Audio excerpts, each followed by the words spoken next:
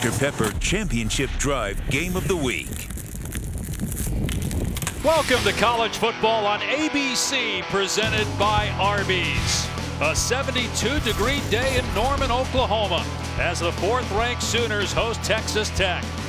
Oklahoma owns the nation's longest active winning streak at 16 straight entering today, and an 8-0 record in 2021. But it's been a bumpy road to an unbeaten record.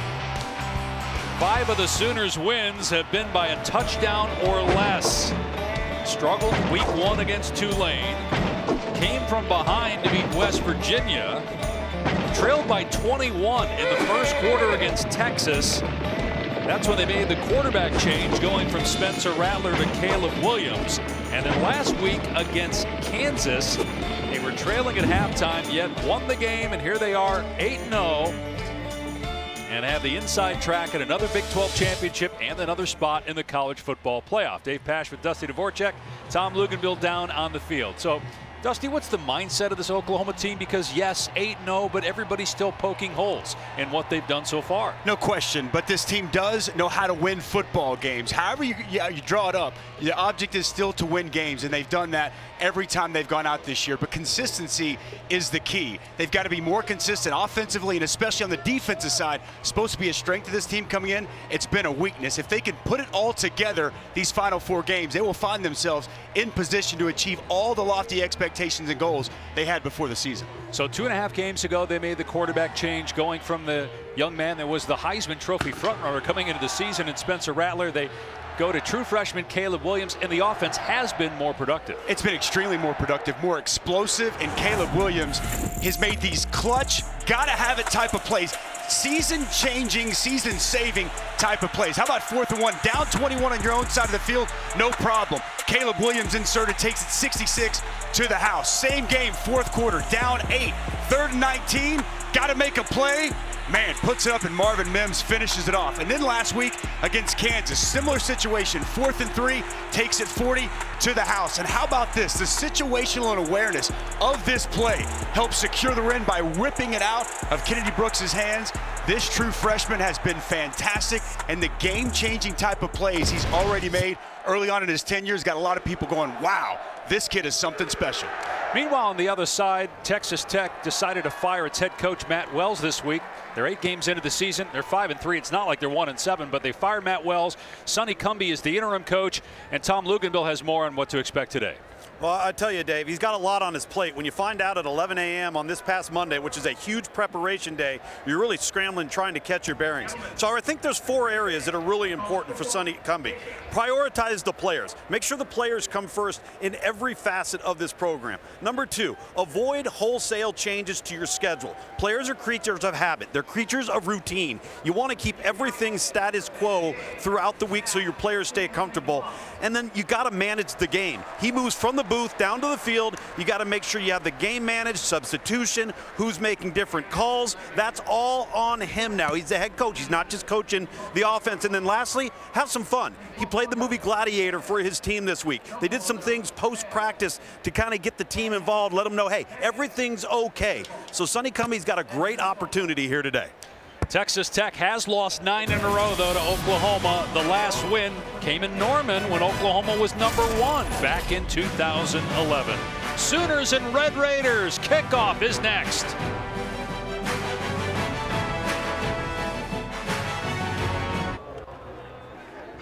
You're watching the Big 12 Conference on ESPN.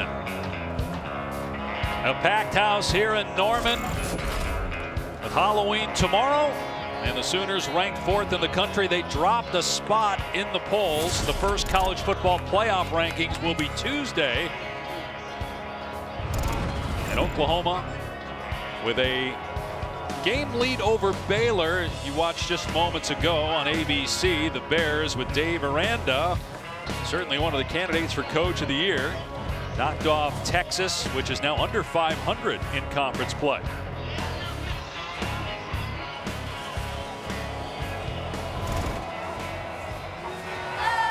Texas Tech won the toss and elected to receive that Sooner defense, which a lot of people thought would be really good in 2021 has not been yet.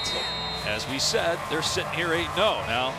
Their schedule is really tough down the stretch. They have a bye week next week, then they go to Baylor, host Iowa State, and finish up with Bedlam at Oklahoma State. Gabe Burkich kicking it deep. This will be a touchback and come out to the 25-yard line. Tyler Shuck was the starting quarterback at the beginning of the year, but he got hurt in the Texas game, and Henry Colombi came in. He's from Hollywood, Florida. He's a senior. He started his collegiate career at Utah State. He played for Matt Wells there. Wells was the head coach at Texas Tech until Monday. Got fired.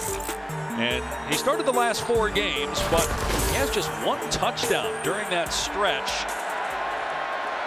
They do have Donovan Smith, the redshirt freshman quarterback, that they like to use in the run game, but might we see more of Smith today as if Colombi struggles? He's taking a shot here on first down, and that pass was on the money and pulled in.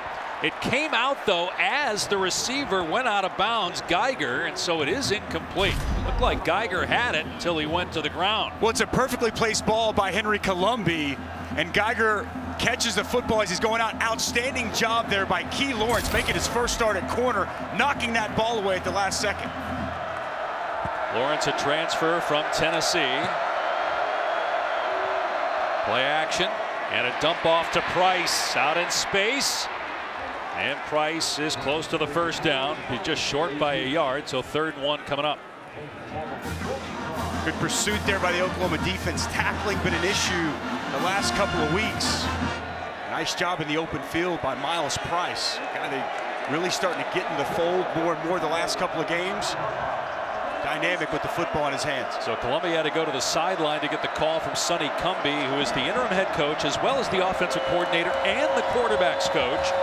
Sonny played at Texas Tech, coached here for a while, then left for TCU for 7 years. In his first year back, and now they're interim head coach. They run it on 3rd down and nowhere to go for Sir Roderick Thompson. Pushed back by 3 Sooners, led by Isaiah Thomas, 4th down. Well, this is what this defensive line has been looking for. Watch Isaiah Thomas, going to create penetration and disruption. Splits the double team, gets into the backfield. Then Caleb Kelly, Brian Asamoah join him. It's one element of this defense that has to happen. The defensive line being active, getting up the field, penetrate, disruptive. Big stop there on 3rd and short. Build some confidence for this defensive line. Austin McNamara, who is a very good punter, on to boot it away. Mims has to move to his left, and it sails out of bounds. We're seeing where it crossed. Right at the 20-yard line. So Spencer Rattler was the Heisman frontrunner coming into the year. His numbers weren't terrible, but clearly the team had a different look when Caleb Williams came into the game against Texas, and they have not looked back offensively, although again that first half last week they did not score, but they put up 35 points in the second half, and Williams was a big reason why. He had a run play on 4th down for a touchdown, took the ball out of Kennedy Brooks' hands when it looked like they were going to get stopped for a loss on 4th down late in the game, and ended up getting a first down that sealed the win. Play action pass and a drop ball at the 25-yard line by Mims. 2nd down. And Caleb Williams is just giving this offense a spark. They needed some energy, needed some juice, and with both his play on the field and some of the intangibles he brings from a leadership perspective, got that infectious personality, it's really taken this offense to the level we're accustomed to seeing under Lincoln Riley.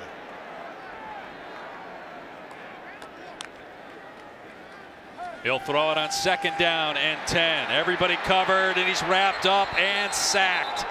Back inside the 15-yard line by Tyree Wilson, his 5th sack of the year. This is a better Texas Tech defense than we've seen in previous years. No question. Good coverage down the field. Tyree Wilson's the best defensive lineman they have, but as Caleb Williams surveys the field, nowhere to go with the football, and then it's a good job pushing the pocket by Tyree Wilson. He's 6'6", 275, got those long levers, and he's really put together an outstanding season here for the Red Raider defense.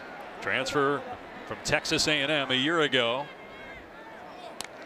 So 3rd down and 16, pressure again on Williams, escapes the pocket, looking downfield, and a one-handed catch by Hazelwood for a first down.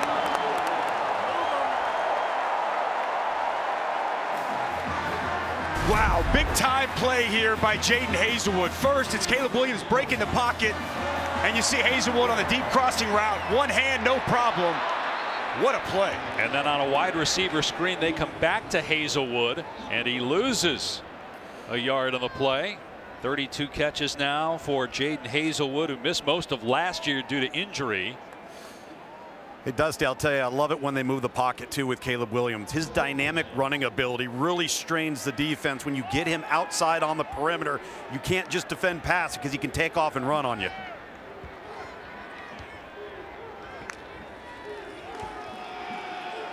Hand it off to Brooks on second down. Oh, he gets tattooed at the 37-yard line.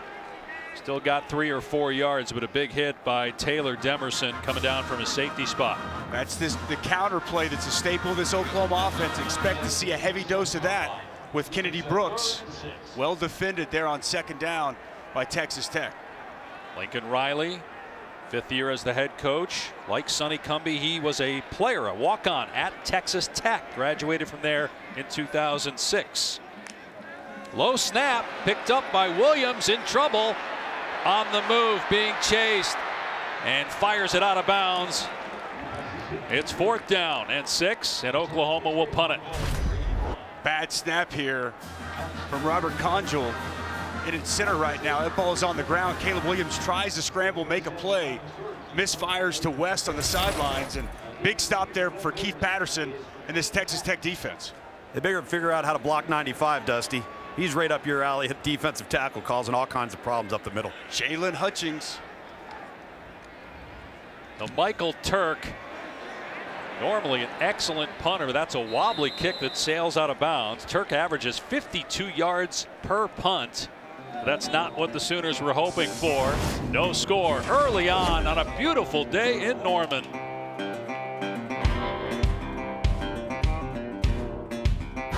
Sonny Cumbie and Lincoln Riley were at Texas Tech together in many capacities. Riley was in the quarterback room when Sonny was the starter in 2004. He was a GA, Lincoln was, when Cumbie came back to coach. And then they coached together and actually talked to each other before the game, catching up, and two really good friends. You felt that maybe calmed Sonny down? I did. We talked to Sonny Cumbie yesterday. He's got a lot on his plate this week, and the short week and everything that this team has dealt with. And I think seeing Lincoln, remembering the times they've had together, I think that was probably a calming moment for Sonny Cumbie. Here's the swing pass behind the line of scrimmage. They're trying to get Ezukama out in space. He's their best player, and he's knocked out of bounds into the Texas Tech bench by Asamoah after a gain of 9. I mean, one of the things that Sonny told us yesterday, he's like, look, some of the things that I have to worry about as a head coach, I'm not used to, but the biggest thing is I don't want to disrupt the players at all. I want everything to feel the same for the players going into this game, so they're not thinking about what's going on over on the sideline. Routine regimen, the exact same, and he talked about having energy, enthusiasm, and having fun today.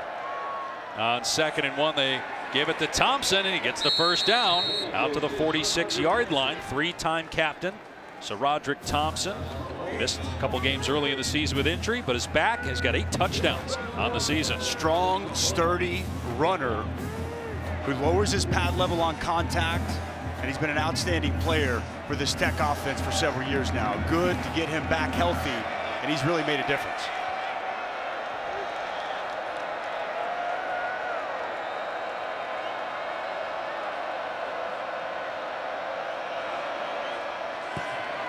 Play fake, and the pass is caught at the 49 of Oklahoma by Kalen Geiger. Sonny told us yesterday really wants to get both Geiger and Ezukama involved more. They had a combined 3 catches for 3 yards combined last week in a loss to Kansas State. Columbi with time, late pressure, gets the pass off, and it's off the fingertips of Thompson, incomplete. Really good right there by Henry Columbi. Justin Broiles came on a late pressure, and an excellent job sidestepping that pressure, locating his running back. That's a pass that SaRodorick Thompson's got to be able to come down with. That's a difference between 3rd and 5 and 3rd and 10 right there, Dusty. No doubt. So 3rd and 5 at the 49 of Oklahoma. Keep an eye on number 11, Nick Benito. They need him to have his presence felt, one of the premier pass rushers in college football.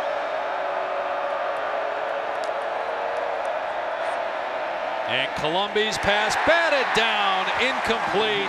And again, it's Isaiah Thomas. Well, you are taught as a defensive lineman on pass plays and quick game like this. If you're not going to get there, get your hands up. Isaiah Thomas recognizes quick game right there in the throw lane, gets his hand up. And the second time here early on third down, the senior defensive lineman with a big play. At 8.5 sacks a year ago, he's got a handful this year. McNamara to punt for the second time. Mims is the deep man. And the fair catch is made at the 5. 44-yard punt, no return. 44 yards on the punt. All right, time for today's Aflac trivia question. So we talked about Sonny Cumbie back in 2004 being the starting quarterback. They won the Holiday Bowl against Cal. Who was the quarterback that year for Cal? And if you don't know this, it means you're probably very young. I know it, but I mean, you don't want me to spoil it already, do you? This isn't even a hard one. Well, that's what I mean. You got to be really young easy and not remember 2004 to not know who was the quarterback for Cal back in 04. I'll give you a hint. He went on to be a pretty good NFL player. I think he's still playing. I believe so. You might have saw him the other night. I believe that I did, in an unfortunate capacity with his team winning. Here's a pass out in space to true freshman Mario Williams, but it's well defended. Doesn't get much. 2 or 3. Good to see Mario Williams back healthy. Had to miss last week's game, and the true freshman, I believe, Tom, you had him as the #1 wide receiver coming out. He's got such speed, dynamic playmaking ability, but he really hasn't shown it too much this season. Williams, everybody covered again. Now a receiver comes wide open. It's Drake Stoops out to the 40-yard line. A gain of 32 and a first down. Nice piece of route running here by Drake Stoops. Big soft spot in this zone, and Caleb Williams locates the sure-handed inside receiver. Nice job by Drake Stoops with a big explosive play here early. He had 3 catches against Kansas last week. Now 12 on the season. And here's Williams running the football, trying to get to the edge. Spins away from a defender. Out of bounds at the 45, but he's a dynamic runner. 4 rushing touchdowns on the season for Williams. Was quarterback counter going to pull backside guard, backside tackle, well blocked. And a little B button spin move there by Caleb Williams before he's escorted out of bounds. So dangerous as a runner, like that thick lower build, and you can see he's got some moves to go along with it. So on second down and 4, get a flag offside, taking the shot here, and thrown out of bounds. Another flag is thrown. Boy, that had to be uncatchable downfield, though. The pass was thrown out of bounds to West with Malik Dunlap in coverage. Smart there by Caleb Williams, sees the offsides, knows he's got a free play, take your shot. And then Malik Dunlap's got to know exactly where he's at. The discussion over here, I think, is exactly what you mentioned there, Dave. Was that ball catchable? There are 2 fouls on the play, both by the defense. Offside, number 90, defense, that penalty is declined. Pass interference, number 8, defense, that penalty will be enforced. 15 yards previous spot, automatic, first down. Dunlap never gets his head turned around. A little shove to Trayvon West as he goes out of bounds, but isn't that the definition of uncatchable? When you catch the ball 4 yards out of bounds, whether you're pushed or not? I would say yes. It definitely appeared that he would have needed a go-go gadget arm to be able to go up and get that one. So first down to the Texas Tech 40-yard line. Oklahoma in Red Raider territory for the first time today. And it's play action for Williams. Setting up and throwing deep. Overshooting the intended receiver. Trayvon West took another shot to West. Take a look at these impacts. Kennedy Brooks has had such an impact on this season, well on his way to his 3rd 1,000-yard year. And then Tyree Wilson, we've already called his name a couple of times here early. He's done an excellent job so far. Now 5 sacks on the season. He really has been a key cog in the defensive line for Keith Patterson's defense. This is an improved Texas Tech defense. Really the only time they had a bad day was against Texas. They gave up 70, although it wasn't entirely by the defense. Coming across the middle is Hazelwood with some running room inside the 25. and dropped at the 23-yard line. First down, a gain of 17. Essentially just a little underneath screen. You'll see Drake Stoops come across. And since that pass is thrown at or behind the line of scrimmage, you can block with that ball in the air. Well executed and drawn up play there by the Sooners. Sixth play of the drive coming up here for Oklahoma. Williams gonna keep it, and he gets upended at the line of scrimmage by Eric Monroe. That's well played there by Texas Tech. He wanted to check it down in the flats to Eric Gray. He was defended. Caleb Williams recognized it, and good pursuit to the football from the Red Raider defense.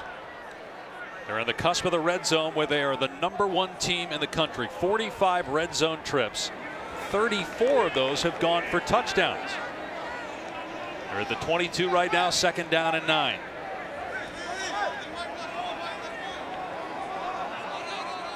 Williams changing things up here. He'll throw it. Has time. Waiting for a receiver to come free. Now he takes off. And now he throws it. Back of the end zone. It's caught. Mario Williams. Touchdown, Oklahoma. That was all Caleb Williams there.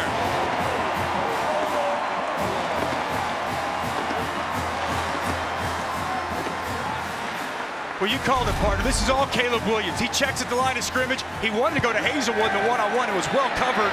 Nobody's open down the field, and Houdini gets out of it, and then Mario Williams comes open in the corner of the end zone. True freshman to true freshman. Big-time play by Caleb Williams, and a confidence-building type of catch there for the freshman, Mario Williams. Third touchdown catch for Williams. Mario Williams, 9th touchdown pass for Caleb Williams, no relation. And the point after by Burkich makes it 7-0 Sooners. Well, this freshman has put on a show so far, and nothing changes here. Nowhere to go with the football, buy some time, and it's the Sooners on top early here in Norman.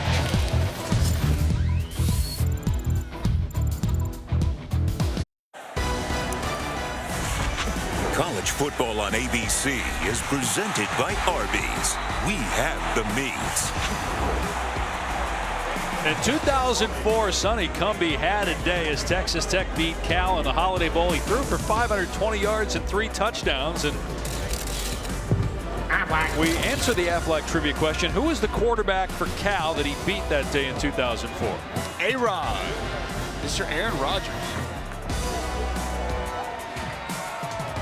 You were there the other night, calling your Cardinals against the Packers. That was a heck of a ball game. 17 years later, he's still playing. 37 years old, Aaron Rodgers. Sonny Cumbie, meanwhile, now the interim head coach of Texas Tech after Matt Wells was fired in the middle of his 3rd season with a 13-17 record. They're 1 win away from being bowl eligible for the first time since 2017. Geiger will run it out here for Texas Tech, and he gets leveled. And the ball comes out at the 17-yard line, and the Sooners say they have it. What a huge hit on special teams.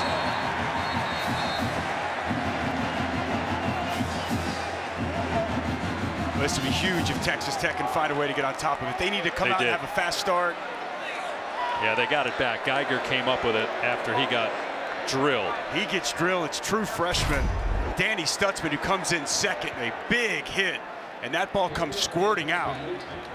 High ceiling for that true freshman linebacker and getting it done on special teams as well. But, man, heads up job by Kalen Geiger after taking a blow like that with the wherewithal to locate that football and pull it in. Texas Tech's got to sustain something here, guys. They've got to keep this Oklahoma offense on the sideline. Crowd getting into it, Tom. They have been in Oklahoma territory, but that was just at the 49-yard line. They run Xavier White here, and he's thrown forward for about 6 yards out to the 23. Brian Asamoah, the leading tackler for Oklahoma, made the stop. It's Oklahoma defense really trying to find its identity. The last couple of weeks, the defensive line hasn't played up to the level they want. Linebackers coach Brian Odom wants his group to play better. I think overall this entire defense recognizes they need to step up their level of play. Columbi has a completion. Miles Price short of the line to gain by about a yard. So to Tom's point, big third down here to try to keep Caleb Williams and that Oklahoma offense on the sideline.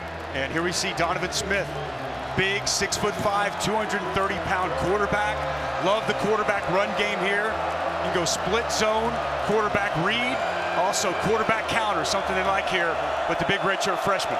He's 6'5", 230 pounds. His dad is the running backs coach on the Texas Tech staff.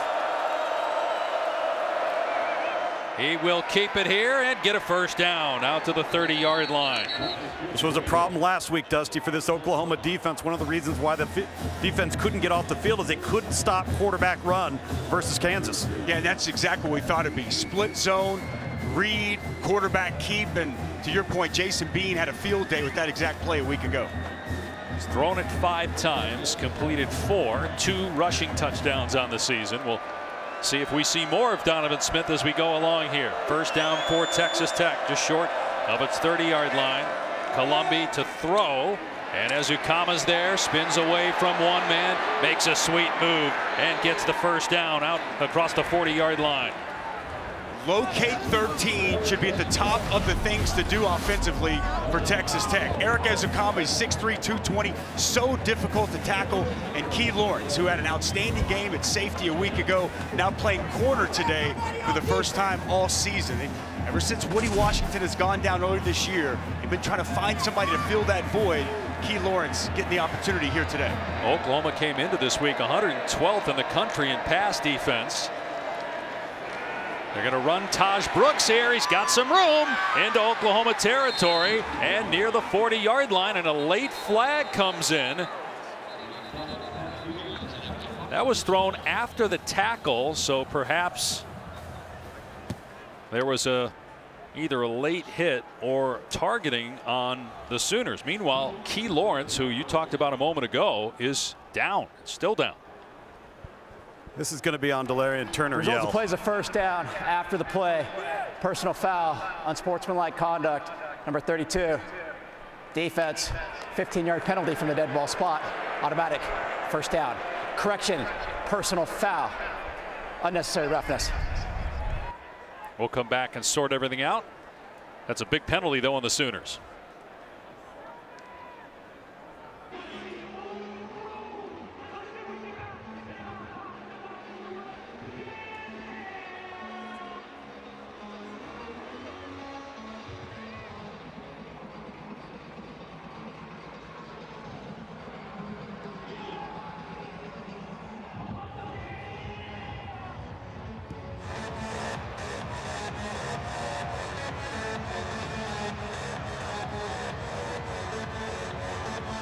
Going to be really interesting to see where Michigan State is when the first college football playoff rankings come out on Tuesday. What a job Mel Tucker has done in East Lansing. No doubt.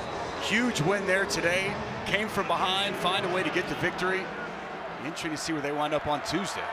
Meanwhile, Turner Yell for Oklahoma, a late hit away from the ball. That was the 15-yard penalty, and Texas Tech having success running the ball on this Oklahoma defense.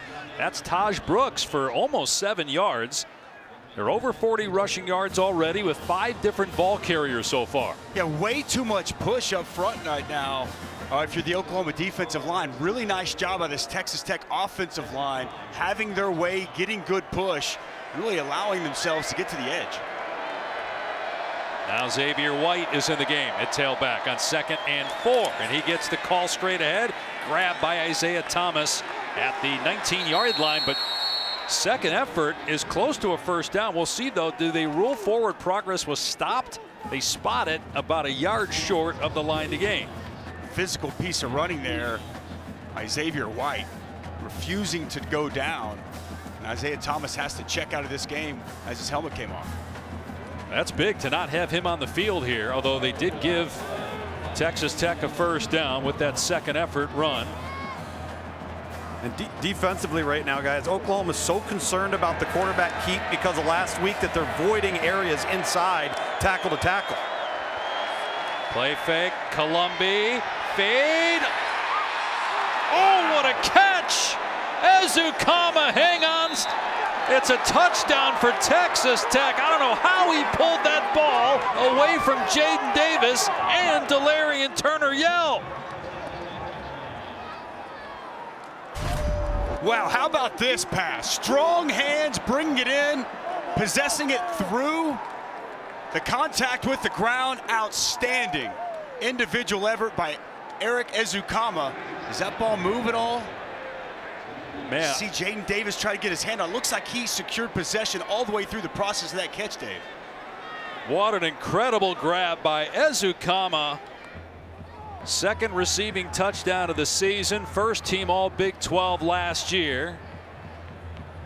The coaches told us they want to get him the ball more. That was a great throw by Columbi, too. It really was. He gave him a chance by getting it up and high and letting Ezukama use his height and his wingspan. That's exactly right. Look, size matters. Jaden Davis, 5'10". Delarian Turner-Yell, 5'11". Eric Ezukama, 6'3". That ball up there for him to pluck out of the air.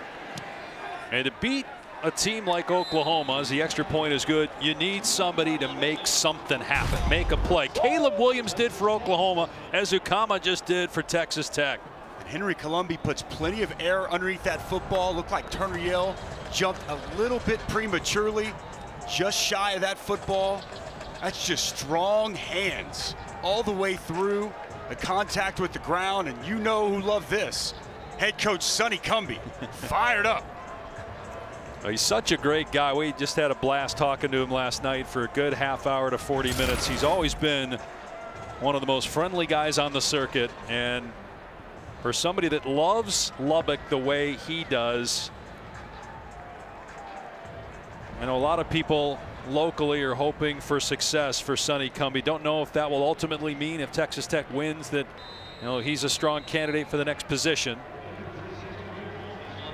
Certainly the timing of the firing of Matt Wells is curious. We've seen that now a few times this year in college football. It's not like you're in a bye week and you fire the coach. You do it on a Monday, and they also have a winning record.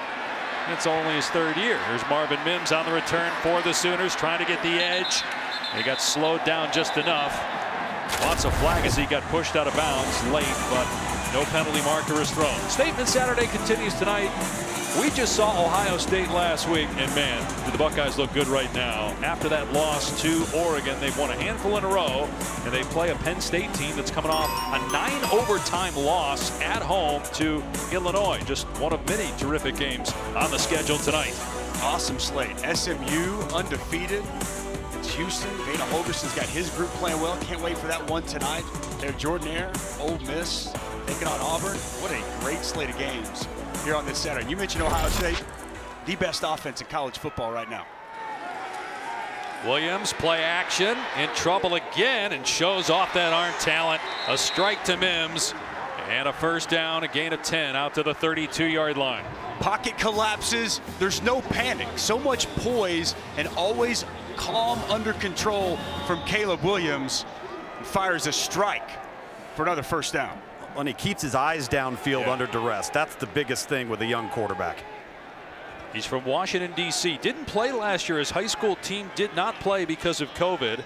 He becomes the 5th starting quarterback in the last 4 years for Oklahoma, replacing Spencer Rattler. Here's Brooks, gets sandwiched and then picked up and dropped by Colin Schooler, the leading tackler for Texas Tech. This is a good Texas Tech run defense. 5 of the 8 games this year, they've held their opponent to under 100 yards rushing. It's only a 3-man front, but they do a lot of pre and post snap movement, and very active linebackers with Colin Schooler, Rico Jeffers, Krishan Merriweather. Keith Patterson's been very pleased for the most part this season with the way that front has played.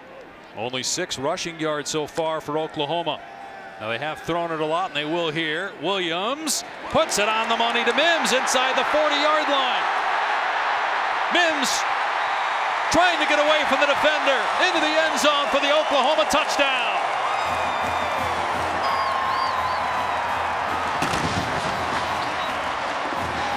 A 67-yard catch and run for 6 for Marvin Mims.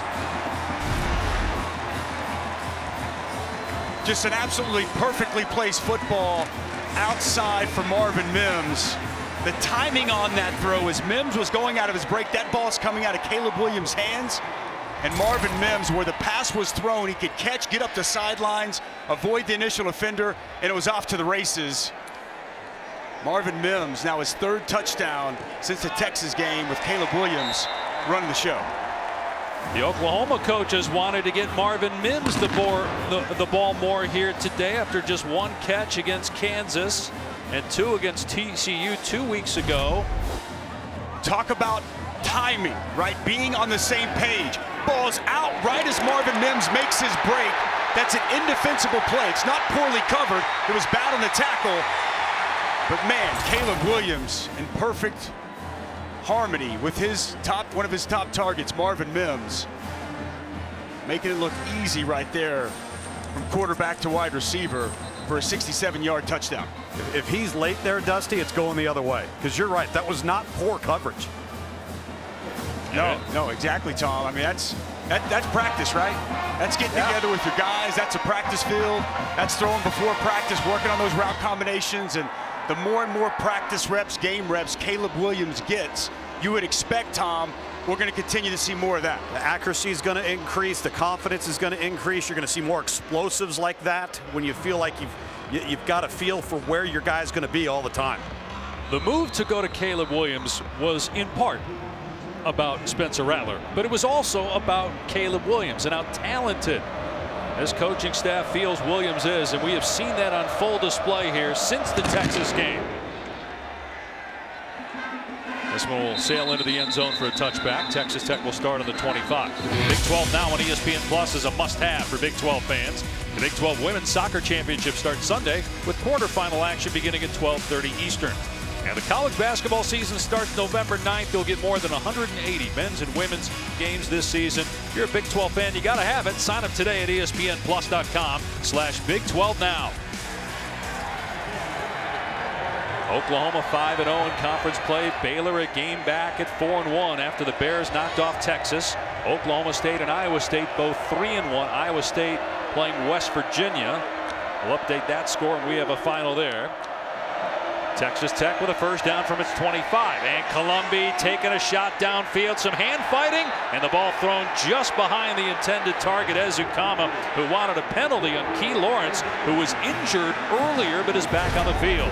Yeah, good sign for Oklahoma. Key Lawrence is back out there. I know Ezukama was wanting a flag. Ezukama's pushing on Lawrence as much as Lawrence on him. That ball just underthrown, and Ezukama tries to work back to it, but the pass clearly underthrown by Henry Columbia. Well, look how much better that matchup is, Dusty, because now you got 6'2 versus 6'3 instead of 5'10 versus 6'3. Exactly right. Part of the reason I think they made the move this week.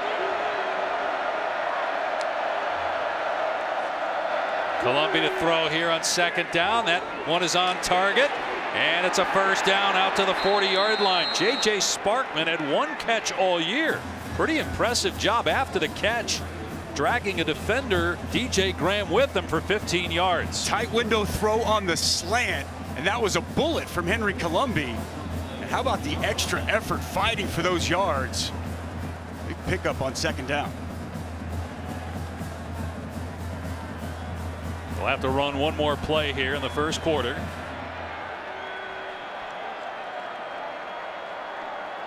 Put Columbia under center. Thompson is the tailback. And it's a jet sweep, getting the ball in the hands of Ezukama, but Oklahoma was ready for that. That's a negative play. Pat Fields, 2-time captain, who was just named a Campbell Trophy finalist for his 3.8 GPA, made the initial hit.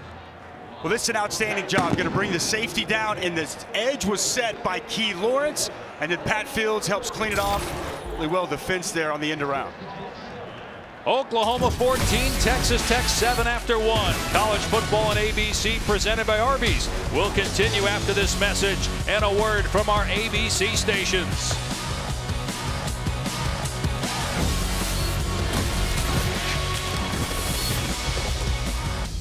Welcome back to College Football on ABC presented by Arby's as we continue Dr. Pepper's Championship Drive Game of the Week. Dave Pasch, Dusty Dvorak, Tom Luganville in Norman. 14-7, the 4th-ranked Sooners in front. Donovan Smith on the field here at quarterback for Texas Tech, which has been able to move the ball against the Sooners so far. A negative play, though, on first down and a jet sweep to Ezukama. And on 2nd and 11, here's Thompson off the right side, and they track him down and take him to the ground after a gain of 2. Perion Winfrey, along with true freshman Danny Stutzman. And this defensive line needs Perion Winfrey to be a penetrator, a disruptor. At times this year, you go back to the Texas game, that's what he was. And there was a lot of hype and expectation. He hasn't consistently done it. If he can get to that point, he changes the outlook of this Oklahoma defense. #1 junior college recruit a year ago and was named 2nd team All Big 12 afterwards.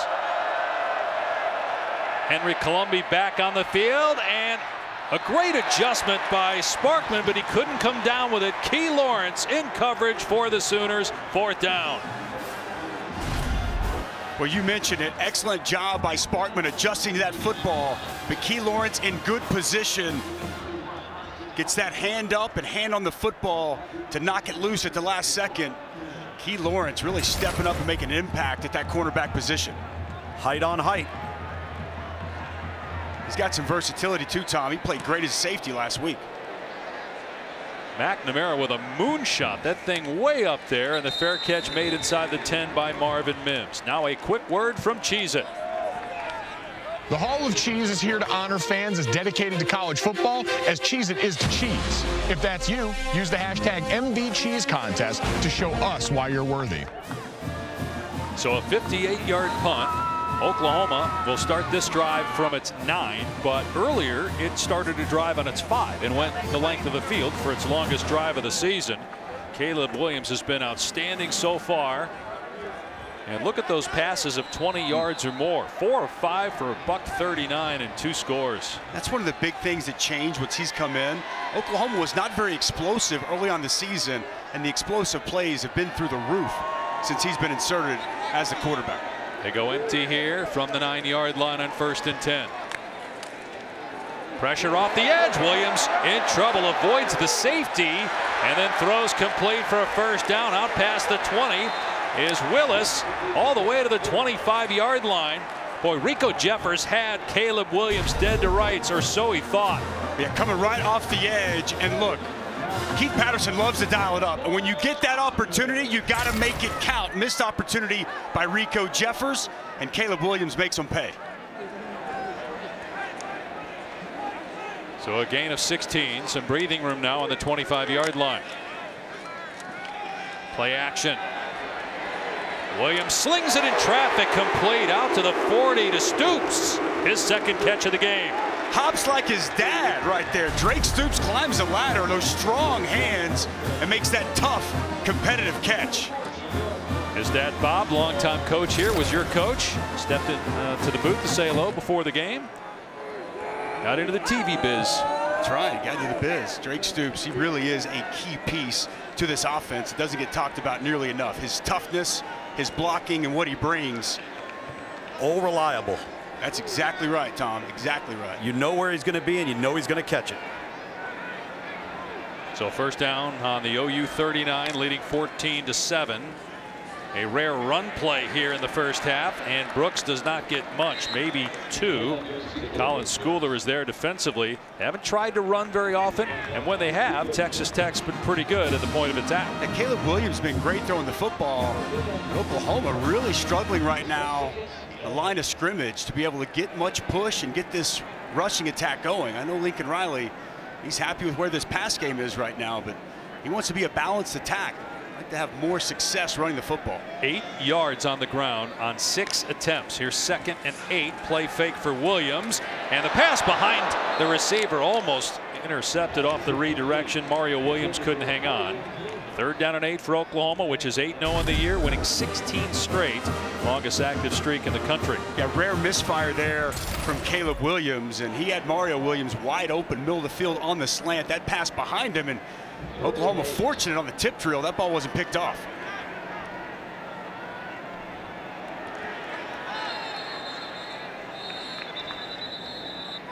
And a timeout called defensively by Texas Tech, facing 3rd down and 8, trailing Oklahoma by 7. Sunday at 10 Eastern, 7 Pacific on ESPN, a special Halloween edition of NFL Countdown, looking at some of the NFL's most unusual superstitions, plus a one-on-one with former Texas Tech quarterback Patrick Mahomes. The Chiefs looking to get back on track on Monday night. Did you have, when you were playing at Oklahoma or in the NFL, any unusual superstitions? I did. I don't think I can share with you on air, though. Okay. I guess we'll have to wait to the post game. Can you tweet it out or something later, or is it not even Twitter worthy? If you're nice. Third down and 8, and wide open. Mario Williams, a flag down. There might be a pick. Might be offensive pass interference, because I have no idea how Mario Williams got that wide open in the middle of the field. I think it's going to be on Braden Willis. That would negate a 13-yard gain and a first down. There is no foul for offensive pass interference. The ball was caught behind the line of scrimmage, result of the play, first down. And that's the difference. We've already seen Oklahoma do this once earlier in this game with Jaden Hazelwood. Freeze it right there, guys. Okay, so here's the pass. It's behind the line of scrimmage, and here's going to be where the contact is, right here. Yep. As you see Mario Williams work his way back, it's behind the line of scrimmage. No foul. Good job by the officiating crew talking through that and getting the call right. And well coached. Absolutely. Worked on a lot in practice to make sure that you do that correctly. So first down in Texas Tech territory. Play action again for Williams. And throwing deep. Got a receiver. The pass is on target again. The Mario Williams.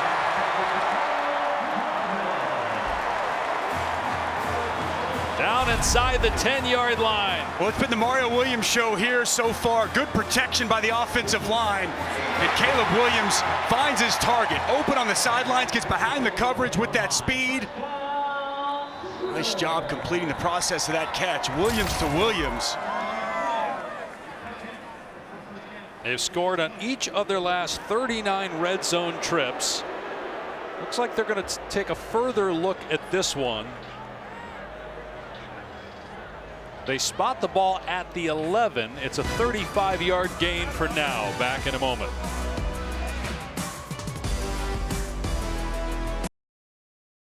Great guest list for the Mannings tonight. You've reached Peyton and Eli. Leave a message. This is Liam Neeson. I have a very particular set of skills, none of which involves watching game film. Watch Peyton and Eli. You never know who will drop by. The great Frank Caliendo promoting Monday night at 8 Eastern Time, ESPN2, Peyton and Eli. And then over on ESPN, Steve Levy, Brian Greasy, Louis Riddick will have the call. Former Red Raider quarterback Patrick Mahomes and the Chiefs, who are 3-4, taking on the New York Giants. Monday Night Countdown kicks us off at 6 Eastern Time. Hey, let's take a look at this last play. Mario Williams is called a slant and go. Double move, gets the defensive back completely turned around. Excellent piece of route running, and Caleb Williams finds Mario Williams. 4 for 73 and a touchdown already in this first half for Mario Williams.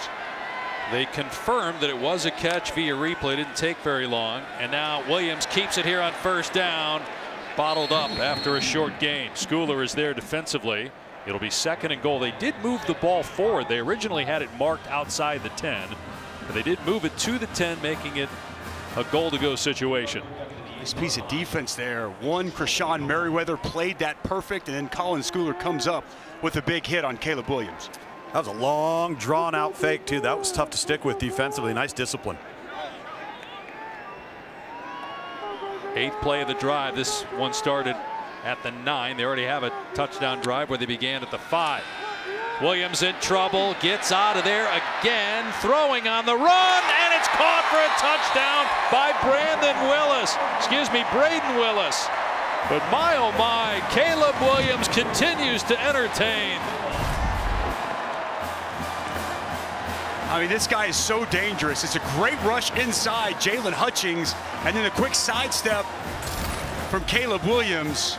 Eyes down the field, and if you're in the secondary, you want to come up and help, but you better stay plastered to your man if you're in this Texas Tech secondary today. And Caleb Williams is moving around because his eyes are down the field, and if you leave your man and he's open, he's going to locate him and find him.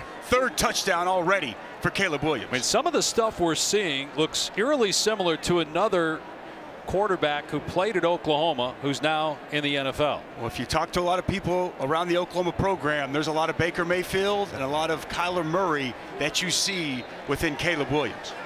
He threw that ball through a keyhole. Burkett on for the point after to make it 21-7 Oklahoma. Braden Willis with his first touchdown catch of the year, and Caleb Williams already with 3 passing touchdowns. The true freshman's on fire in the first half. Well-placed ball to Mario Williams. And then, man, as good as he is from the pocket, even better on the move. It's all Sooners.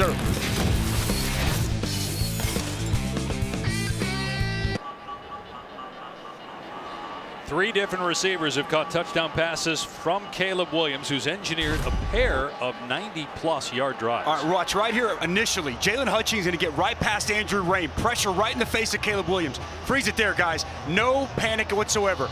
Eyes now of these defenders all right there on Caleb Williams. Caleb Williams eyes down the field. Braden Willis finds that soft spot in the corner of the end zone. Quarterback locates the open target. He makes it so difficult. Can sidestep pressure, keeps his eyes down the field. And as a defender, you want to come up and help because you think you can run. You lose sight of your receiver, and it's pitch and catch from quarterback to tight end right there.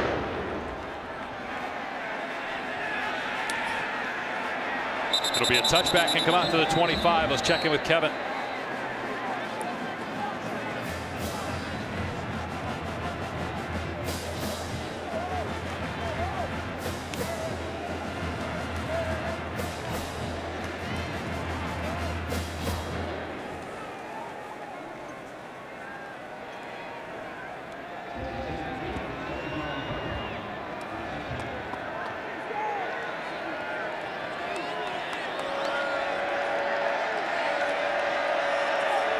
But wow, guys, that catch was as good as it gets as Texas Tech comes back and runs Taj Brooks. He should have lost yardage, but bounced off defenders and ends up gaining 2. That's the true freshman Ethan Downs with some serious penetration off the backside. Disrupts the pool scheme, completely blows up that play. And Brooks fortunate to get positive yardage. That had negative play written all over it. So you've got a big play for Oklahoma, and you've got a couple of sustained drives. Texas Tech is going to need some explosive plays to hang with the Sooners today. Columbia off play action. Flag down. So is Columbia.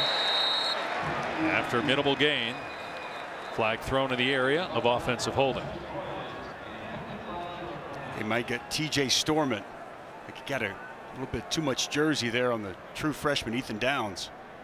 Coming off the edge. Holding, number 51. Offense, 10-yard penalty, previous spot.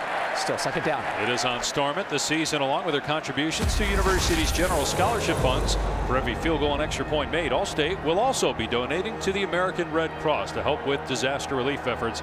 Thank you, Allstate. Spectacular day here in Norman. 72 degrees at kickoff. Dave Pasch, Dusty Dvorak, Tom Luganville. The first college football playoff rankings come out Tuesday. Michigan State with a huge win today. One of the best wins for any team yet in college football. So depending on what happens in front of the Spartans, who in the polls this week are number 8, we'll see where they end up in the first rankings. The 3 of us will give our rankings in the second half. I think you might be surprised where I put Michigan State. Little T. Second and 18. Columbia from the pocket. And the pass on the money out to the 31-yard line to Ezukama. So they get a chunk of it back and put him in third and manageable. Third and about 4. Nice job by this Texas Tech offensive line. Good protection. Just a 3-man rush. Henry Columbia steps into that throw. And Eric Ezukama, nice job completing the process through that hit. They got to keep targeting him, man. No doubt. So far, he's carried the ball 2 times. They have thrown to Ezukama 4 times with 3 catches, including a touchdown. Trying to keep the drive going and keep the hot hand on the bench. And the pass batted in the air, and it's intercepted. It's picked off by Pat Fields for the Sooners. And Fields takes it back inside the 25-yard line.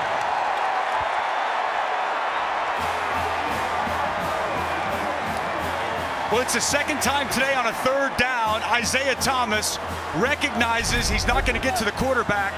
And watch him right here. Going to shut it down, get his hand up right in the throwing lane. Hand up, ball's in the air. Then it's just a tip drill, and it's Patrick Fields in perfect position to get a takeaway for the Sooners. Isaiah Thomas, his veteran leadership, his productivity, third time today on third down, he's come up with a big play, and the Sooners now in prime real estate looking to blow this thing open. We didn't know what to expect from Oklahoma today, especially after how lackluster they looked in that first half against Kansas. It feels like they are dialed in and engaged, though, here today, unlike what we've seen the last few games. Coaching staff said both sides of the ball. It was the most competitive week of practice they've had all year. From the 17-yard line, here's Kennedy Brooks breaking a tackle and then push back at the 12-yard line. Gain of a handful on first down. So only 3 interceptions for Oklahoma coming into today, but they get one there thanks to the great play by Isaiah Thomas, his second pass defended, and Pat Fields' first interception of the season. Big area that Alex Grinch was harping on, wanted to try to create more interceptions. He's done an excellent job ripping at the ball. 9 fumble recoveries on the season, and a bulk of those forced. Defensive coordinator is going to be happy about that takeaway.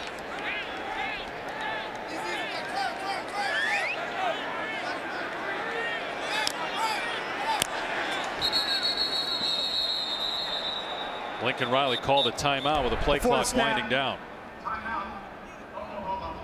So that will leave the Sooners with 2 midway through the second quarter and a 14-point lead.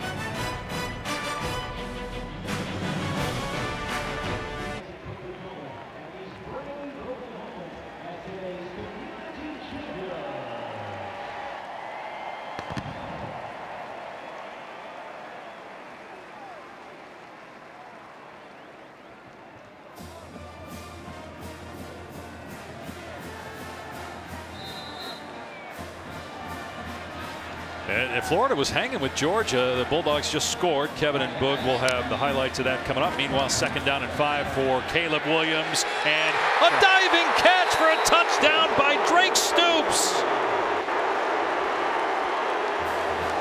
4 touchdown passes to 4 different receivers for Caleb Williams. Well, I asked this week Lincoln Riley about his redshirt junior wide receiver, Drake Stoops, and he said trust. He's earned the trust of his team. He's earned the trust of his staff. And the sure-handed wide receiver, outstanding job adjusting to that pass thrown behind him and the strong hands to bring it in. Dusty, remarkable catch, but that ball could not have been placed anywhere else to give that thing a chance of where he threw it. And Caleb Williams continues to impress. 8 touchdown passes coming into today. He's got 4 more, and we're midway through the second quarter. They're looking at this just to make sure every play is reviewed in college football. We'll see if they feel the need to further review. But I think it was pretty clear, and so they say, yep, no need to look at this any longer. It's a touchdown. Stoops' first of the year.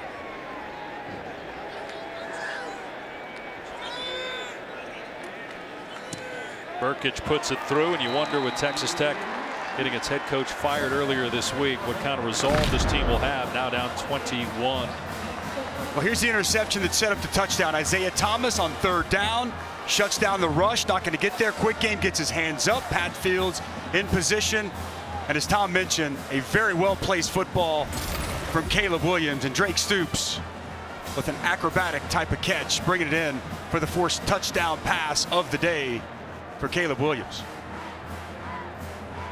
Crazy, Dave, I was telling you earlier, I'm old enough whenever that guy and his brother Isaac were about 1 year old. I watched them grow up in that very same end zone. I vividly remember them fighting with each other on football pads, and now watching them catch touchdowns in that end zone, it really brings things full circle. Did you say that Drake used to wear your jersey?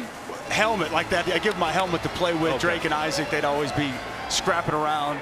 2 tough kids. I was going to say, if it was your jersey, you probably would.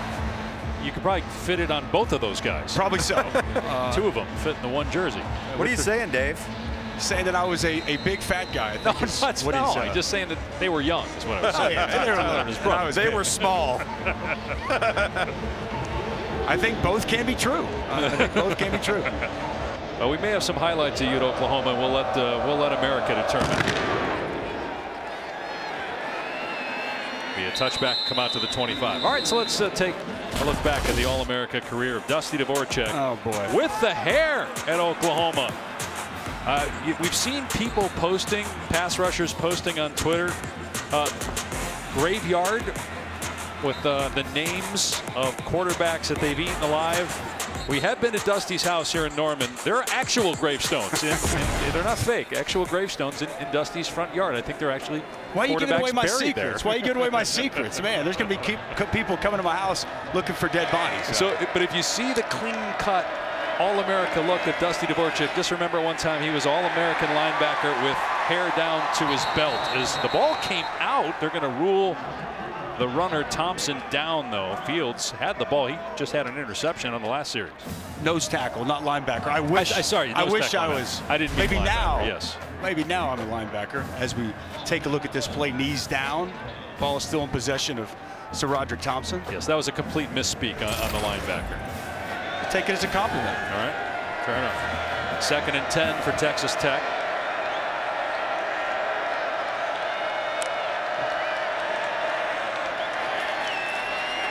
Columbia gets out of there, being chased though.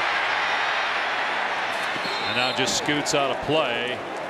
Ran into his bench and a flag is thrown and Columbia's down. He got hit late on the sideline. There's not much room over there for the opposing players between where they're standing and where the stands begin. That was Reggie Grimes here. Didn't get a lot of them though. I just think the collision was. I mean, he's got 1 foot almost in and 1 foot out as he's going out of bounds. Reggie Grimes just a slight push, and you hope Henry Columbia's okay. It's a very ticky-tack personal foul on the far sidelines. Donovan Smith is going in at quarterback as they look at Columbia. See if this provides a spark for Texas Tech. Try not to get blown out here in the first half. Down 3 scores. Plenty of time. And Smith very capable. The coaches are high on him. We've seen him for a couple snaps so far in this game. And Sonny Cumbie told us yesterday he's got a great arm, right? He said he's very confident in his ability to throw the football down the field. We know he's an outstanding athlete. And mix in a little bit of pass here for Donovan Smith.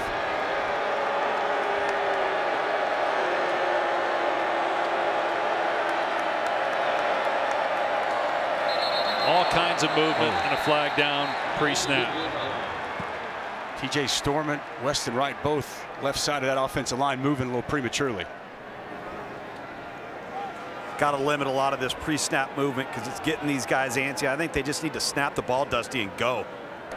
False start, number 51, offense, 5-yard penalty, still first down. Second penalty on Storment, the transfer from TCU. Sonny Cumbie, the interim coach for the fired Matt Wells, who was let go Monday.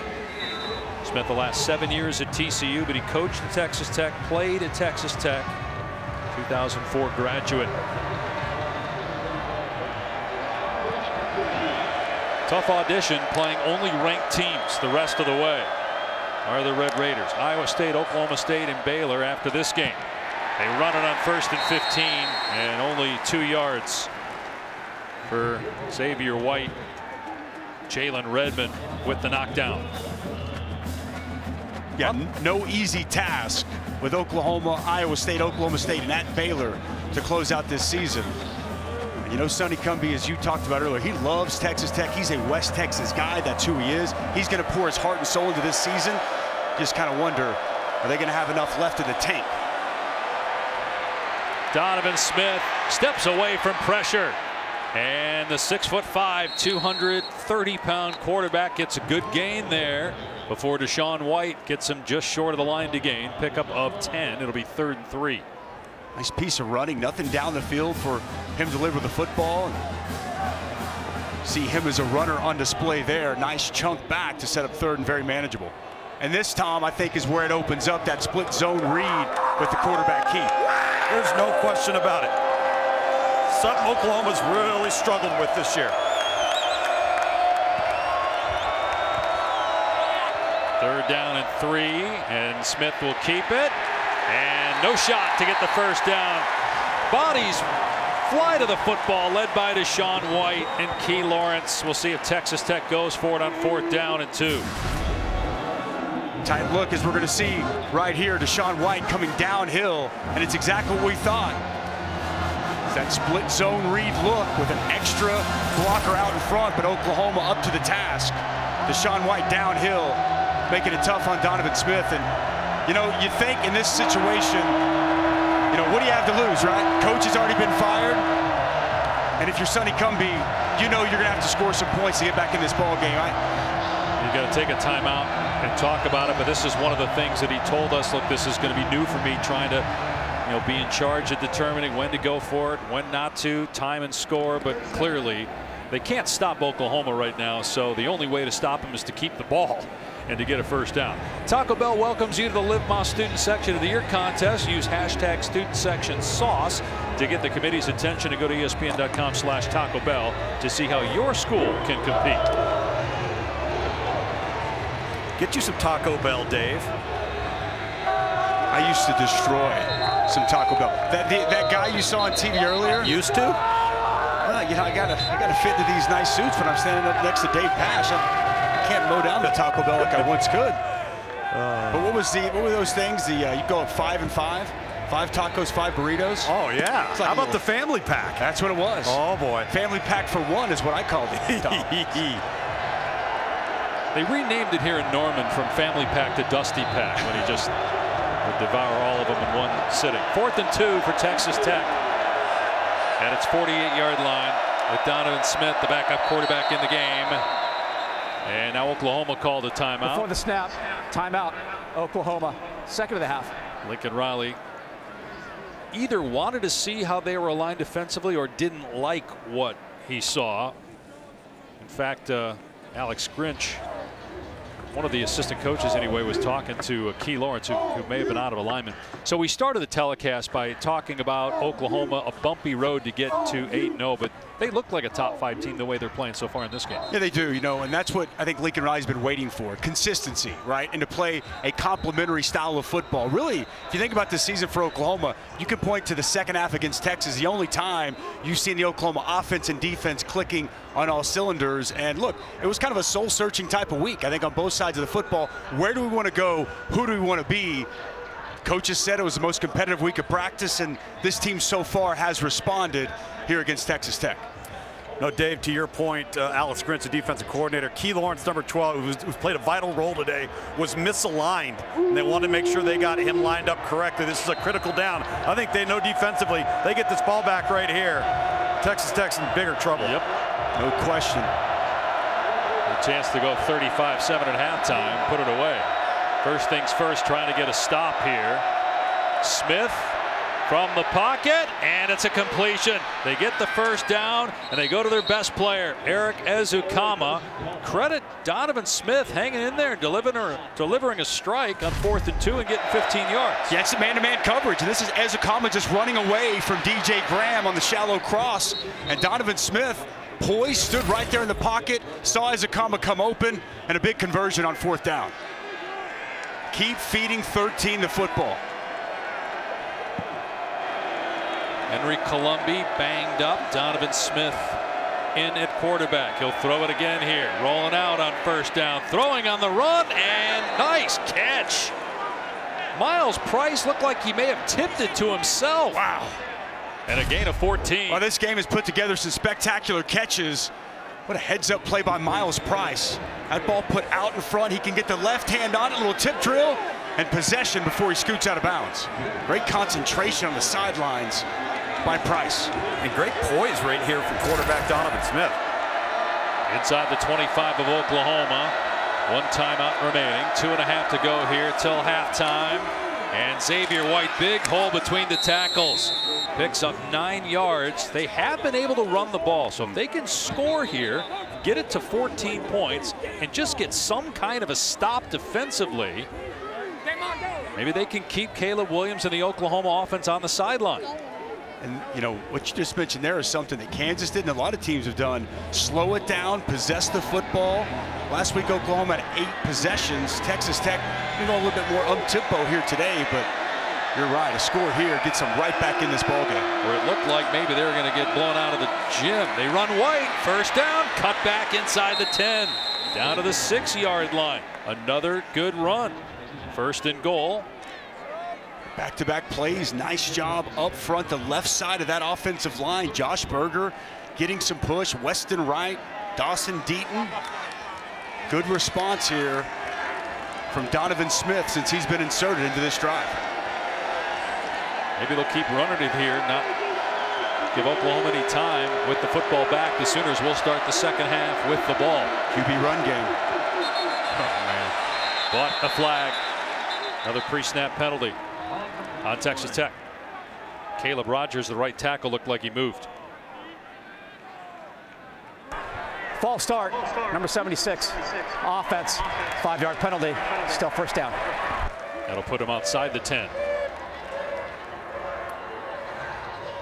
Texas Tech had a lead last week, lost to Kansas State. You wonder if they win that game and you're 6-2 and 3-2 in conference play. Is Matt Wells still the head coach? Yes, he would be. And it's crazy to me that there's a 3rd and 34 in that game that's a questionable legal hands to the face, and ultimately that costs a good man his job. So first down and goal from the 12. And Smith with a high percentage throw, but Price in trouble. He's going to lose yardage. 3-yard setback. And the Sooners were all over that. Deshaun White leading the way. And this is what Alex Grinch wants to see. Pursuit to the football. Intentional strain to the ball. It's an outstanding job of just giving effort, running to the football, and making a play. You know what, Dusty, too? He talked about effort not being an issue. They're an effort-based defense, but it was making the play after the effort when the play is there to be made that's been lacking. Competitive effort, I think, is what he talked about, Tom. The timeout taken. We'll see who called the timeout. It is Texas Tech. So that's the last timeout for the Red Raiders. 35 seconds to go. They have a 2nd and goal on the 15. Our big lineup continues tonight. Saturday Night Football on ABC. It's Penn State and Ohio State from Columbus. Monday night, Chiefs, Giants on ESPN. And Pete and Eli will be over on ESPN2 breaking it all down. It's all available as well on the ESPN app.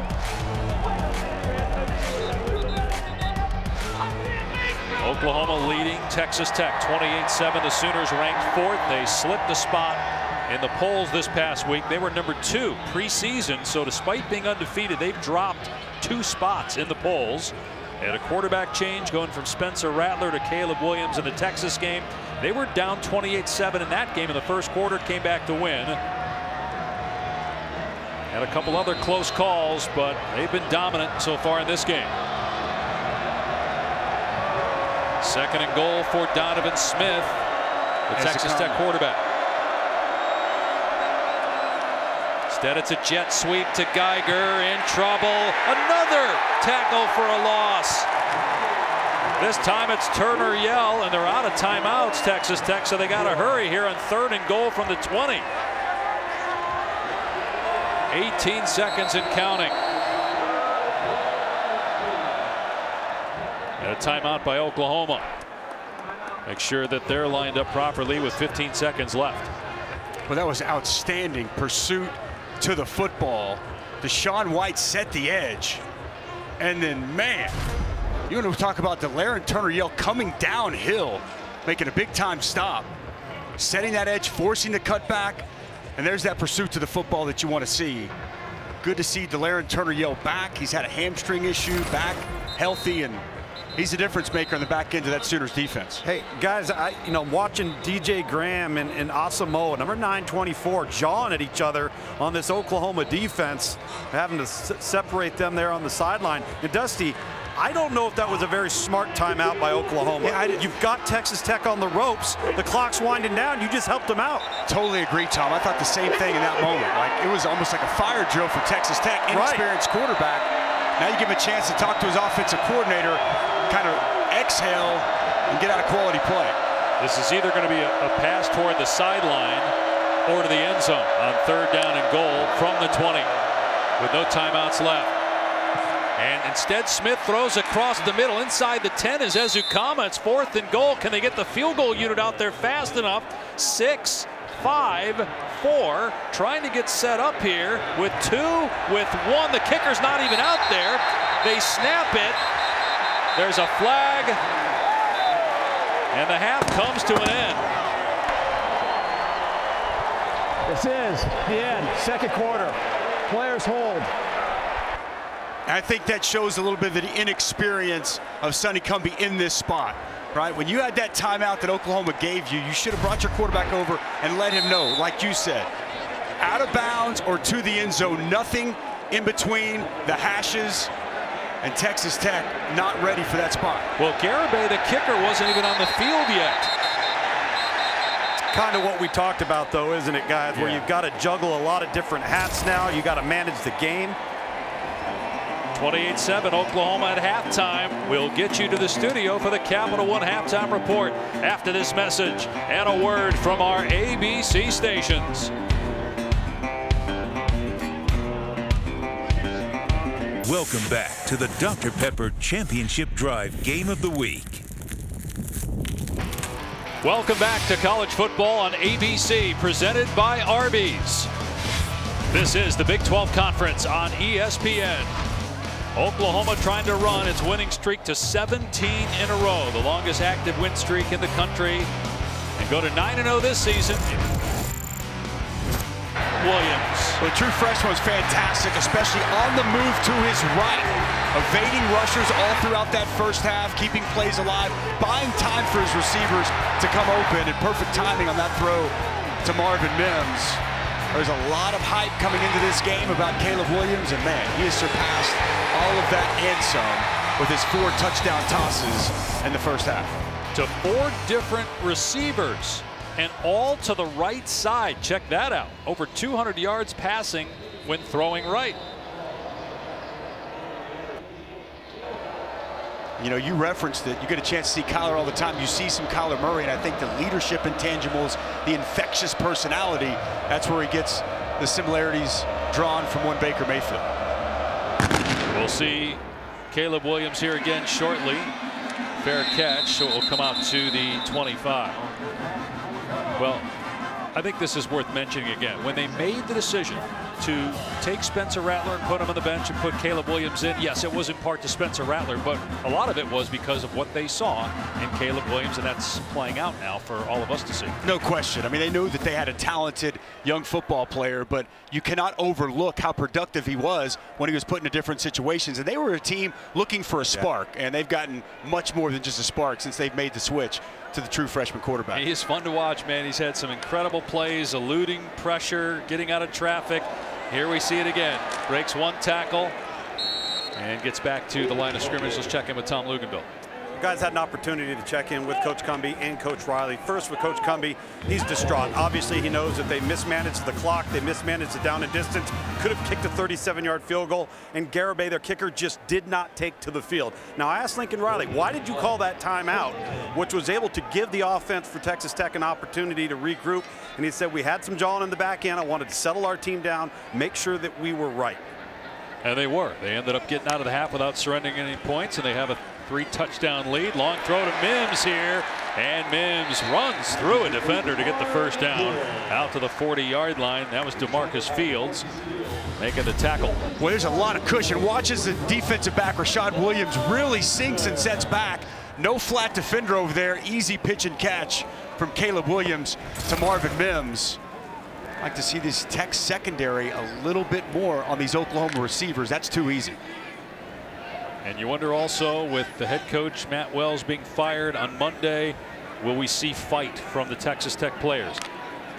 The whole coaches that are still here, as Brooks picks up maybe a yard before he stopped, they felt in our conversation with him yesterday that it was a great week of practice, that the firing of Wells was a reflection of them, the players, that they have something to prove based on the fact that their coach is gone. We haven't seen that quite yet. Not that they're not playing hard, but we haven't seen it turn into production.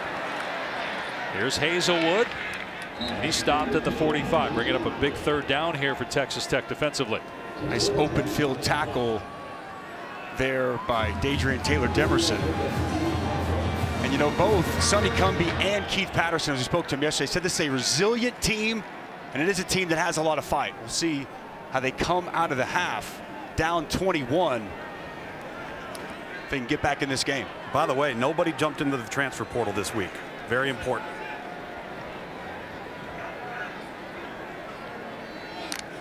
Here's Williams on third down at 5. Finds an open receiver, Eric Gray, for the first down in Texas Tech territory. Williams going through his progression that time and gets the first down of gain of 13. Okay, so we're going to see here again the same play that we've seen several times throughout today. Jaden Hazelwood is going to be a little pick play. That screen, it's well covered. So then Caleb Williams comes off his primary, Jaden Hazelwood, and he finds a wide open Eric Gray in the middle of the field. Well done going through the progressions of Caleb Williams. We're in Texas Tech territory again. And they're going to run it here. Eric Gray tackled up high at the 38-yard line by Eric Monroe. Gain of 5. And if there is an area that I'm sure Lincoln Riley, offensive line coach Bill Bedenbaugh, as you see Monroe right there across the upper portion of the chest, stayed off the face mask. What they'd like to see better in this second half, running the football. I would have to imagine that's a big point of emphasis, Tom. Yeah, definitely. And I asked Lincoln about it, and he said, you know what, it's just kind of how the half played out. There were a couple of times where they had a numbers advantage. It gave us the one-on-one, and as you could see, they hit a lot of explosives in the first half. Averaging 10 yards per play. Oklahoma right now. Williams on second down into double coverage, and the catch is made for a first down to the 31-yard line. It's a really good job of Jeremiah Hall working back to the football. 2 Texas Tech defenders kind of there in harm's way, and Jeremiah Hall, been such a key piece of this offense for several years now, works back to that ball, makes a nice competitive catch for the first down. He's got 4 receiving touchdowns this season. First team all Big 12 a year ago. Moves the chains there for the Sooners. 4 minutes gone by here in the third. Oklahoma looking to add to a 21-point lead. Get Brooks and Gray in the backfield again. Williams is over 300 passing yards. Gray, and they track him down backside and make the play at the line of scrimmage. That was Nelson and Banasour. He's unblocked there, works off the backside. Does a really good job backside pursuit, making that tackle. Been good up front against the run here in this first half for Keith Patterson, or here in this ball game. This is the best Texas Tech's been on defense in what, 15, 20 years, guys? I mean, this is an improved unit defensively from what we've seen in the past from the Red Raiders. Definitely in the front 6 or 7, Tom, no question. Williams on second down, hitches, waits, takes off, now throws, and throws it out of bounds. Well, that's really good coverage down the field. I mean, Texas Tech stayed plastered to their men. Caleb Williams tried to buy as much time as he possibly could. He's even orchestrating traffic, pointing, having guys try to work open. Nobody comes open, and Wisely just throws it out of bounds. Improved job on the back end there for the Red Raider secondary. Smart too by Caleb Williams not to just run out of bounds, because you'd take a 3-yard loss by doing that. So just kind of hugged that sideline and then threw it at the last second to at least avoid a sack. Third down and 10, and a penalty marker is down. Andrew Rain backed up a little bit prematurely. False start, number 56. Offense, 5-yard penalty, still third down. You, Chris Murray. You might too if 95 was lined up in front of you. What did I love what Keith Patterson told us about him? A ball of butcher knives, right? Yeah. For Jalen Hutchins. Really good job on the interior of that Texas Tech front. And he was a running back in high school. He's 305 pounds. Athletic. Third down and 15 from the 36 of Texas Tech. Williams gets hit as he throws, and it's nearly intercepted by Jeffers. Willis the intended target. It's 4th down. And that inside pressure was the ball of butcher knives. Watch him, he's just going to work, continue to work his hands right there on Andrew Rame. Splits that double as Hayes tries to come over, and that ball close to being picked off there by Rico Jeffers. So now Gabe Burkich will come on for a 53-yard field goal try. He's made 4 field goals from 50 yards or deeper, including a 56-yarder.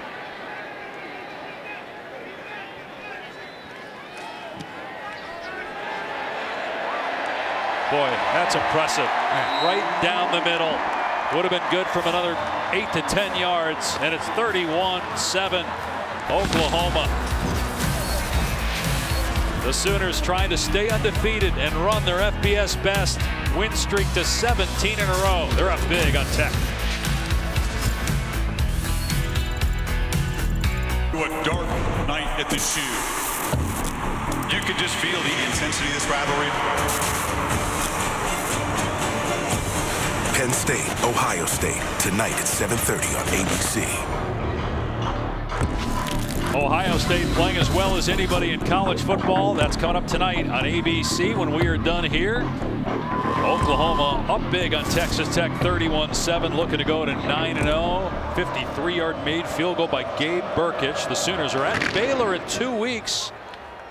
He'll battle for first place in the conference. Baylor going to 4-1 with a win over Texas today. Here's Geiger taken out of the end zone. And he gets to about the 20-yard line. Take a look at this week's college football rankings brought to you by PlayStation. Oklahoma dropping from 3rd to 4th. Alabama in 3rd, not playing today. Cincinnati, it was not an easy game today, but they end up winning by 19 at Tulane. Yeah, I don't know if that score was indicative of the way that game played out. Cincinnati in back-to-back weeks, not quite as impressive as we've seen. How about Georgia, though? All over Florida early. Man, is a very good football team, Dave. And how about Iowa losing no big? Question. Yeah. So the last couple games, the home loss to Purdue by double figures, and now a double-digit defeat in Madison. Price with the catch out across the 22-yard line with Donovan Smith staying in the game, a quarterback for Texas Tech. You know, he played really well at the end of that first half. Columbia takes a little bump as he goes out of bounds. We haven't seen him since, and Donovan Smith stepped right in, made some nice throws, and this is a great opportunity for him to start to grow and mature as a quarterback of this team. Yet to throw an incompletion so far in this game. Here he is on 2nd and 5, handing it off to White, and he is dumped after a 1-yard gain. There's Nick Benito. First time we've called his name, the preseason Big 12 Defensive Player of the Year.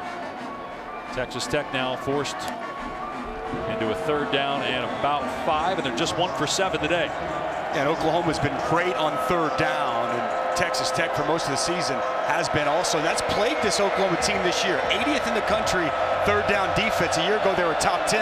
That's got to be something that's going to make Alex Grinch happy, getting off the field on 3rd down.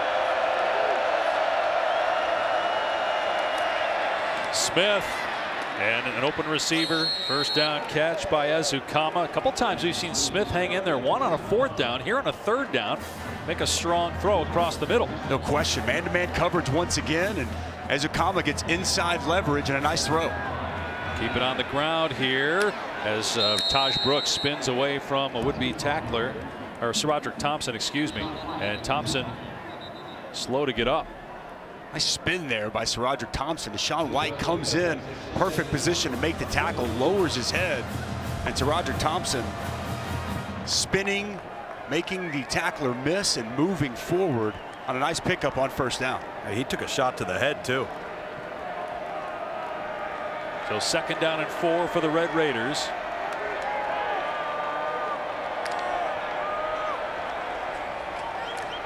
Keep it on the ground. Brooks trying to bounce it to the outside, and he does get back to the line of scrimmage and maybe a 1-yard gain. Key Lawrence with the trip up, 3rd down. One thing that I've noticed, Tom, I don't know if you see it from field level, but this Oklahoma team running to the football. Key Lawrence again setting the edge. Deshaun White coming to help get him down. Pursuit to the football here in the first half has been good. And here on this 3rd and very manageable, Donovan Smith as a runner. I think to unlock that aspect of his game because he could be a straight-up playmaker in that regard. Oklahoma trying to get a stop here and get the ball back to the offense, which hasn't been stopped today, save that last possession. And they come up with a stop on 3rd down. They hand it off to White. Maybe Texas Tech called that particular play knowing that it would go for it on 4th down if they didn't get the first, and that's what they're going to do. Job on the interior of that Oklahoma defense, and a big 4th down here for Texas Tech. Going to have any chance of getting back in this ball game. Going to have to convert here. Last time they're at 4th and 2, Donovan Smith stood strong in the pocket and delivered a strike.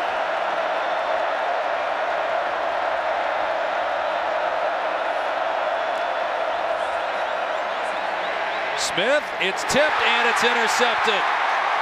Off the hands of a receiver and picked off by the Sooners. It's Justin Broyles coming away with it for OU. Rolling on the field, an interception.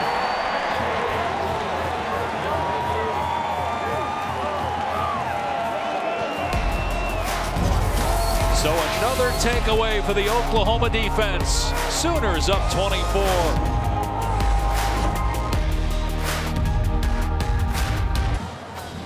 Welcome back to Norman, Oklahoma. Coca-Cola Zero Sugar is a proud sponsor of ESPN College Football. Okay, so let's go look at this last play. Now look, Donovan Smith is young, he's inexperienced, he's still trying to figure out. This is man-to-man coverage. Look at Taj Brooks work his way out of the backfield into the flats. Nobody accounts for the running back out of the backfield. Donovan Smith tries to dump it down behind his receiver. It's a tip drill and a pick. He just looks over to his right in the flats. His running back is wide open. It's a 1st down, and there's a lot of green grass out in front.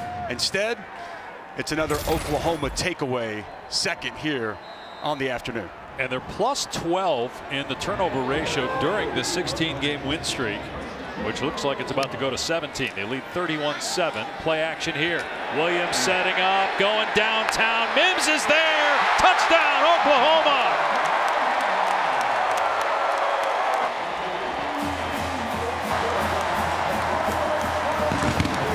5th touchdown pass today for Caleb Williams. Hard play action pass. It freezes that center safety Monroe, and the deep post. Wide open Marvin Mims as he turns around, catches the football, and walks into the end zone. 5th touchdown pass on the day for Caleb Williams. Texas Tech run defense, they've been very aggressive. Oklahoma utilizing play action, middle of the field wide open. Another touchdown. And the 2nd touchdown catch for Marvin Mims as the Sooners have blown it open. They lead 38-7.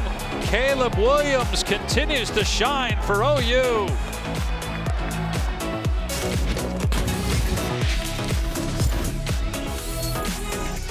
ESPN, home of the College Football Playoff Semifinals.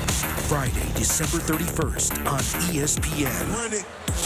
And the first rankings come out Tuesday. Where will Oklahoma be? Caleb Williams is certainly helping the Sooners' cause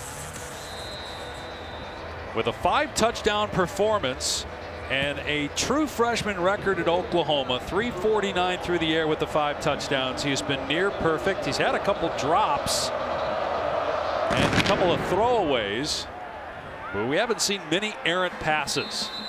Touchback. Texas Tech will start this drive on its 25-yard line, down 38-7.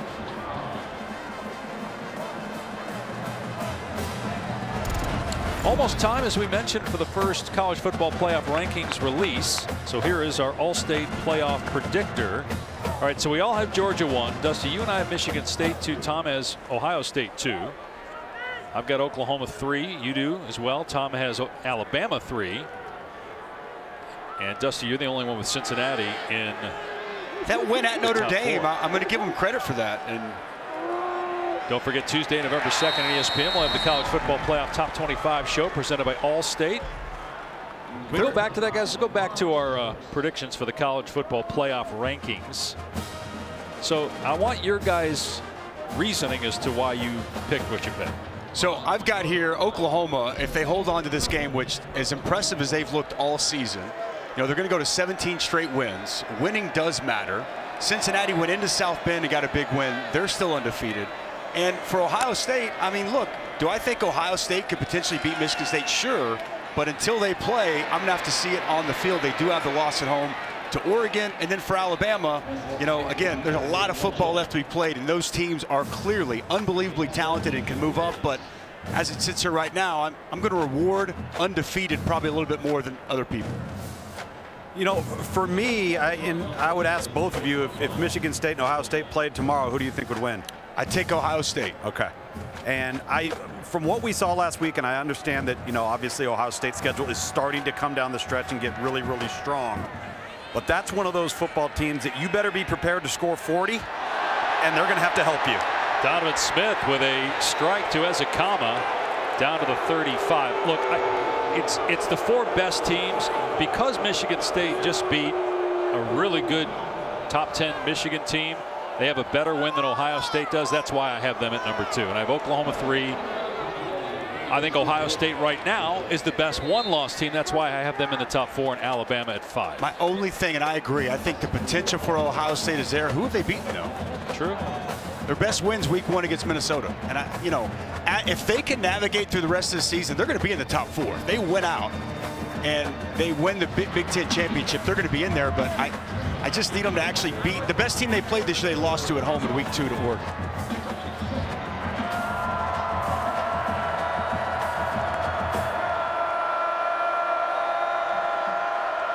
Donovan Smith on 2nd and 3, just going to hand it off here.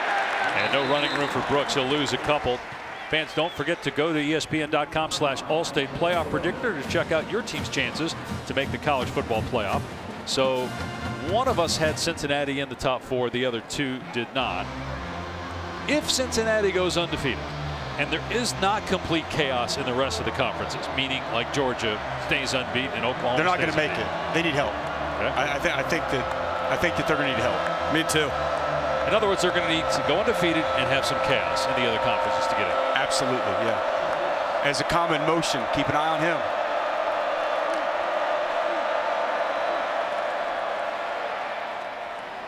And it's the tight end Mason Tharp, the 6'9" tight end that moves the chains.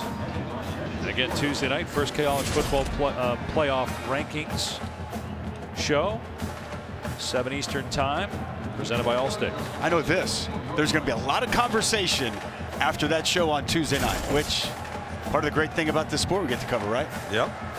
Because it gives you a sense of what the committee's thinking right away about teams like Cincinnati.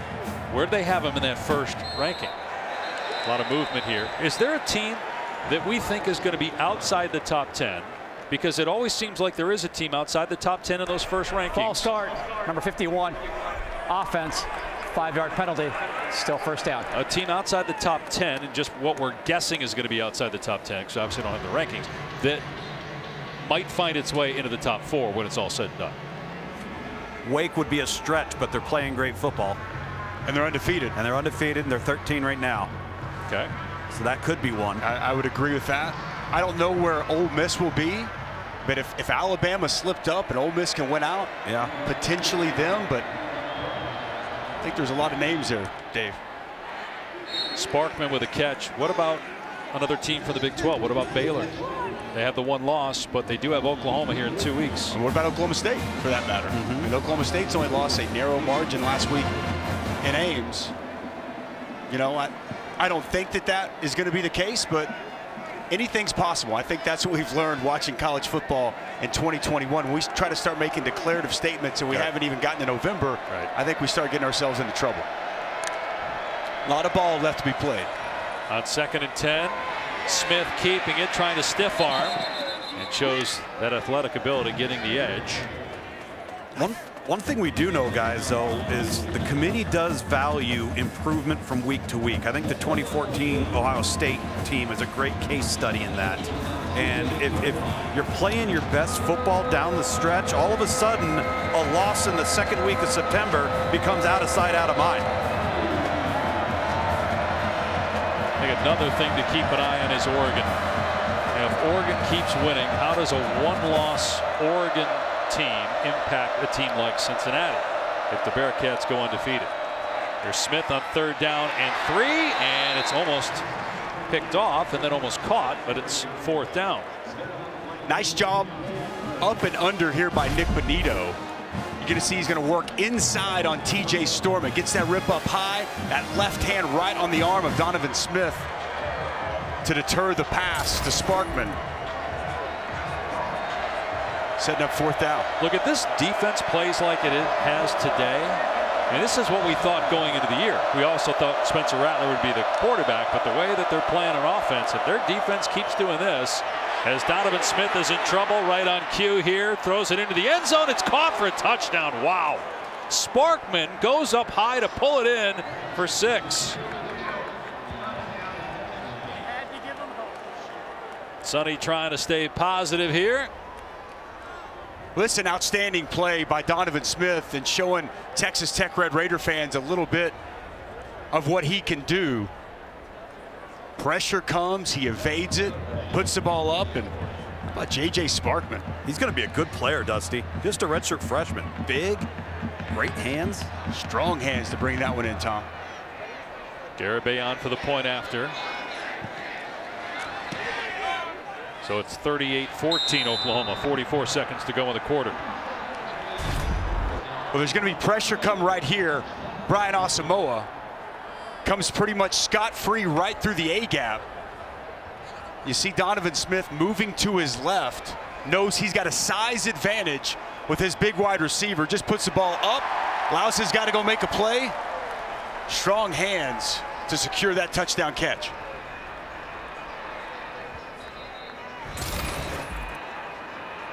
You got 3 games left: Iowa State, Oklahoma State, and at Baylor for Texas Tech. So, Sonny Cumbie's going to have to make a decision. If Columbia is healthy, does he stick with them, or does he go to Donovan Smith and just let him roll the final 3 games? Does you see that positivity and excitement from Sonny Cumbie there? Love that fire, that passion, trying to rally the troops, get them not to quit, keep playing, keep fighting. Never know what can happen. It's interesting. Oklahoma, Texas Tech both play the exact same slate of games, just in different weeks. All of them have Iowa State, Oklahoma State, and Baylor. Both have the bye coming up next week. 9 straight weeks. That's tough on anybody. Both these teams going to enjoy a week off, get healthy and get right before they take that tough 3-game stretch. Touchback. Our big lineup continues tonight. Saturday Night Football on ABC. Ohio State and Penn State. Wild things seem to happen when those 2 teams play. Ohio State certainly looks like the better team, but we'll find out tonight. Can Patrick Mahomes and the Chiefs get on track on Monday night against the Giants on Monday Night Football with Steve Levy, Brian Griese, Louis Riddick, and over on ESPN2, Peyton and Eli breaking it all down. It's all available as well on the ESPN app. Caleb Williams staying in the game with the 24-point lead. It will be interesting if they still have this advantage at some point in the 4th quarter if we see Spencer Rattler in garbage time coming in with the 2nd team. Kennedy Brooks running the ball to the right, and forward progress stopped after a gain of 4. I think if you have an opportunity, Dusty, given the chaos of college football this year, the tough slate of games on the back end of the schedule, if you can play Spencer, play him. Get him involved, get him interacting so that he becomes back into being a part of this football team, because you never know what's going to happen when you got a quarterback that can run like Caleb Williams. I'm with you. I thought it was interesting. Lincoln Riley told us he's had a good mindset. He's helped this team. He said he deserves credit. And he said that, he's really been good inside that quarterback room that he coaches each and every day. So I'm with you. It only does him and this offense good if he can get some quality reps. College football on ABC presented by Arby's will continue after this message and a word from our ABC stations.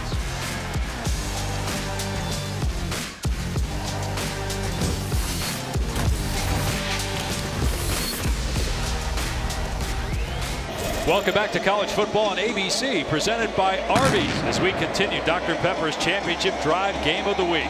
All Oklahoma, the Sooners trying to make it 17 consecutive wins. Despite being down 38-14, interim coach Sonny Cumbie trying to stay positive, get his team fired up to play hard here in the 4th quarter. I go play for that guy. I love that passion, that energy. You're down 24 going to the 4th quarter. No let up, no give in. And let's be honest, Sonny Cumbie was placed in an unbelievably difficult situation this week, as was this entire Texas Tech football program. Matt Wells fired on Monday, despite his team being 5-3. Here's a dump off pass to Jeremiah Hall for a first down. So let's dive a little bit deeper because we did touch on it earlier, but you had Clay Helton getting fired week 2, which made no sense. You have Ed Odogeron getting let go, but he's coaching the rest of the season. There's Matt Wells' brother, Luke, who's still on the staff.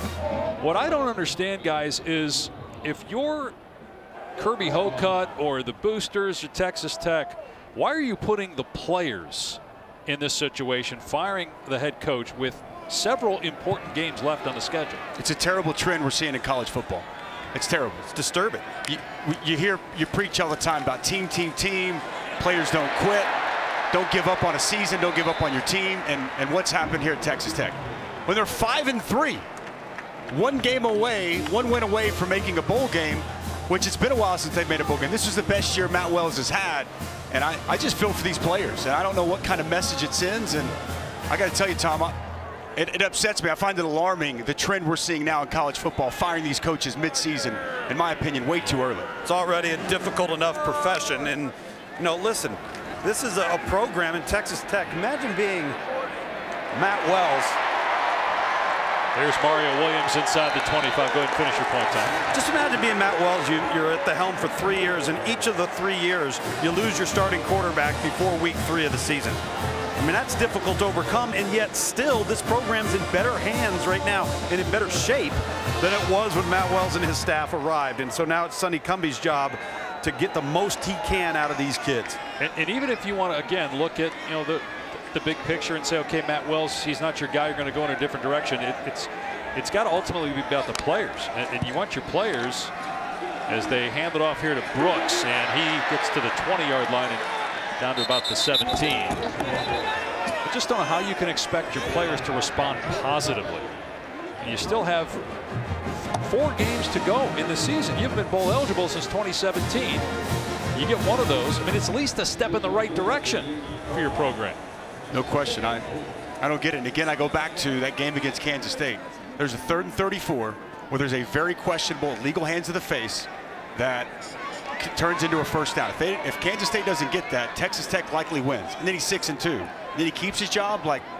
Just doesn't make a lot of sense. Not like we're talking about Alabama where you get to pick up the players to recruit either. Williams finds Hall. Going to be a first down inside the 15. Good job by Lukes to get out of harm's way. They almost got taken out there. A lesser athlete would have been taken out. And also a nice find by Caleb Williams. Jeremiah Hall in the flats, unaccounted for. And as he's done so many times today, Caleb Williams finds the open man. Caleb Williams has had an unreal 390-yard day, 5 touchdowns, no interceptions. In his 3rd start, he came in for Spencer Rattler in the 2nd quarter of the Texas game. Led them to victory that day. They struggled last week against Kansas in the first half. They put up 35 points in the second half there, 38 today, looking for more. Here's Gray, makes a defender miss, and brought down inside the 10. Boy, Eric Gray so elusive in the open field. He's a real weapon, catching the football out of the backfield. Whoop! Spin move as he makes the initial defender miss, picking up positive yardage. I've been really impressed with Caleb Williams' ability to work through progressions, trust what he sees, and get to sometimes his 3rd and 4th option as they're working through this passing game. And he went from the right, sprinkler red, all the way to the left to dump the ball off.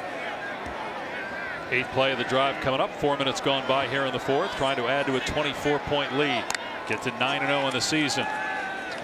Williams in trouble here. Eludes pressure again. Throws a strike for a touchdown to Stogner. 6 touchdown passes now for Caleb Williams.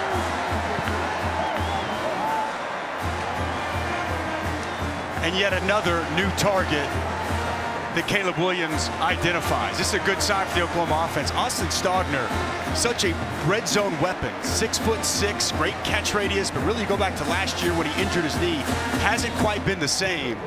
If you could start to get him going as a legitimate red zone threat, makes this offense that much more potent. And Burkich makes it 45-14 Oklahoma. Well, it's been all Sooners today here in Norman. They wanted to make a statement, and a statement they have made, especially that man, Caleb Williams. He finds his big tight end in the back of the end zone for another Sooner touchdown.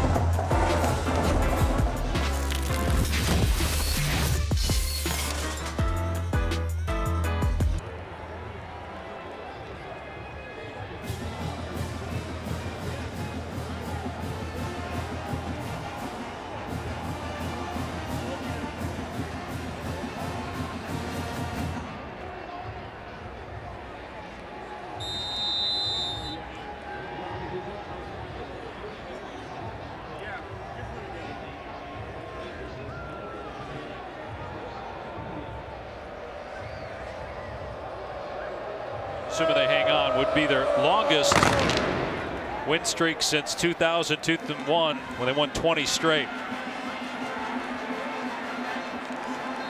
On the return out to the 30-yard line for Taj Brooks. All right, 2016. Patrick Mahomes against Baker Mayfield. They broke the NCAA record for combined offensive yards with 1,708. Oklahoma won 66-59 in Lubbock, and on that day, Baker Mayfield threw a record 7 touchdown passes. The reason we show you that is because Caleb Williams is 1 away. He's got 6, which ties Kyler Murray, who had 6 against Baylor in 2018, 1 away from tying the 7th thrown by Baker Mayfield. Donovan Smith sends that one into the stands. That game is a statistical anomaly. You referenced the yards. How about each team at 854? Patrick Mahomes with his rushing went over 800 yards. But the efficiency of Baker Mayfield, 7 touchdown passes on 36 attempts for 545. Man, Joe Mixon had an unbelievable game, over 200 rushing, 100 receiving, like it was just crazy. 88 passing attempts. Unbelievable. For Patrick Mahomes in that game. And again, 7 touchdowns versus 9 incompletions for Baker Mayfield. Smith throws that over the head of the intended receiver, Tharp. That's hard to do. He's 6'9". It'll be 3rd and 10. Both these first 2 passes of this drive, Donovan Smith just really misfiring on his throws, not even giving his wide receivers and his tight end right there an opportunity to catch the football. So with the numbers that Caleb Williams has today, he had 8 touchdowns coming in. Now he's got 14 to go with 4 rushing touchdowns. Is it possible, if, I'm not saying he's going to throw 6 touchdowns every week, but if Oklahoma keeps winning and he keeps performing, as Smith on 3rd and 10 again throws over the head of the intended receiver incomplete. There's a flag down though. We'll sort out the flag in a second, but is it possible that Caleb Williams gets into the Heisman conversation? Well, he's already the 5th highest odds per Las Vegas. Pass interference, number 9, defense, 15-yard penalty from the previous spot, automatic, first down. It's on DJ Graham. And here's a little bit of this DJ Graham. Seeing a little bit too much push off there as he tries to go up and make another one-handed grab, as we've seen on this field earlier in the season. One of the great interceptions you'll ever see against Nebraska. Much contact down the field there. Graham, a former wide receiver. Smith moving to his left, takes off and tracked down by Downs and Ellison.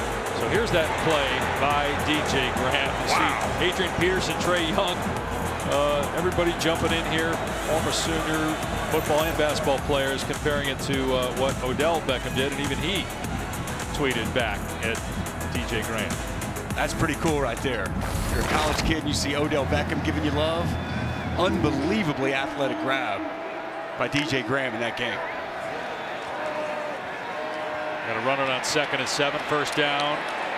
White, but a flag is down. So let's finish up the Caleb Williams discussion here. How realistic is it, if they keep this up, that he's in New York and maybe wins it? Well, I'll tell you, if he's flawless. Holding, number 73, offense, 10 yards from the previous spot, still second down. Which he's going to have to be flawless to get in the conversation. Oklahoma's going to have to continue to win, and he's going to have to play great. But look, this season flipped when he was inserted. Yeah. This is a different football team and primarily a different offense with him in. And when you look at the sheer numbers that he's putting up, yeah, I think you can make a case that he can get to New York City. Can he win it? I don't know, but he can get himself in the conversation for sure if he continues to play like he has here today. Smith just sidearms it complete to Brooks. Guys, if that somehow happens, if it somehow happens, and again, we're asking a lot, there's a long way to go, but if it gets to a point where Caleb Williams does win, imagine having a scenario where you go into the season thinking one quarterback on your team can win the Heisman. You do win the Heisman, but it's the other quarterback who wins it. I think he's in the thick of it because he's going to have an opportunity to play great football against the best teams on their schedule in prime windows. Certainly if he keeps this up. Good throw there by Smith. He'll come up short of the line to gain. Kuntz, it'll be 4th down at a couple, and they'll go for it here. I mean, again, we got a month left in the season. There's a lot that's going to change, but the point is Caleb Williams is really good, and he's going to keep playing well, you would assume, down the stretch. Exactly right. Again, he is a freshman. He showed some freshman moments against Kansas last week in that first half. But, man, so far, it's tough not to be unbelievably impressed with what he's been able to do here in the latter half of this season. Very joyful young man. You always see him smiling, talking to his teammates, has that infectious personality. 4th down and 2. They keep it on the ground, and it looks like Brooks got enough. We'll see. Should have it. Dave, I think that's, you mentioned, the smile on his face, how he carries himself. I think he's one of those kids that can innately make people around him better through body language, through energy, how he carries himself. And there's a pretty stark difference in that regard between what we had seen from Spencer and what we've now seen from Caleb Williams.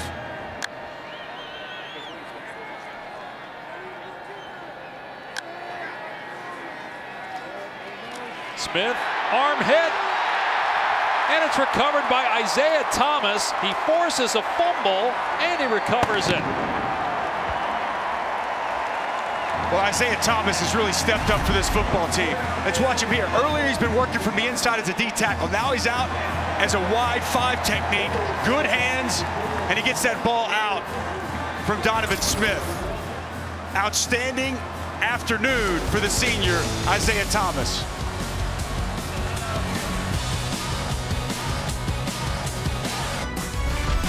College football on ABC is presented by Arby's. We have the meats.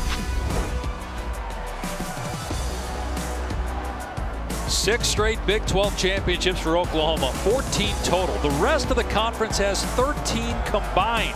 They finished 2nd last year in the regular season, but won the Big 12 title game, beating Iowa State.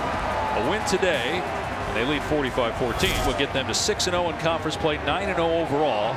With a bye week coming up next week, then at Baylor, home to Iowa State, and at Oklahoma State. Spencer Rattler is coming into the game. The last time we saw him, as he gets an ovation from the crowd, was in the Texas game when he was benched. He was 8 of 15 in that game with an interception. He was the Heisman favorite coming into the season, the sophomore from Phoenix. He's getting a standing ovation right now. Good for this crowd. Good for Spencer. Marcus Major in the game at running back, and they're just going to keep it on the ground here with the big lead. And Major, a sophomore, missed the first 5 games of the season, finally ruled eligible by the NCAA for the Texas game. And getting him back in the fold is not insignificant. I mean, he's a little bit more of a bigger, more physical back, coming in late in the season with fresh legs. He can help them quite a bit in the run game these last 3 games of the regular season. Rattler will throw, and it's completion. Brian Darby with a 1st down. Coming up later tonight, Penn State, Ohio State on ABC. You got Ole Miss, Auburn, and ESPN. SMU, it only helps Cincinnati, right, if SMU keeps winning before they play late November? No doubt. That Mississippi-Auburn game, fascinating to me. Tough place to play. Auburn off a bye. Matt Corral, talking about Heisman. He's a guy who's very much at the top of the Heisman conversation with a big stage tonight. Ooh, nice run here by Major. 9-yard gain, flag down. Eric Monroe with the tackle. Holding, number 64, offense. 10-yard penalty from the spot of the foul. Still 1st down. Wanye Morris, they have their 2nd team offensive line out there right now. That's one thing that I think about this team as we've watched them. The offensive line has been a work in progress, and they started to play much, much better. They haven't got the ground game going today, but they protected well, and that's another area that early in the season they had some woes and question marks that they're starting to solidify themselves and turn into the group that we've accustomed to see under Bill Bedenbaugh. Rattler throwing a deep ball here, got single coverage downfield, and it's caught by Darby for a touchdown. That's the Spencer Rattler we saw last year.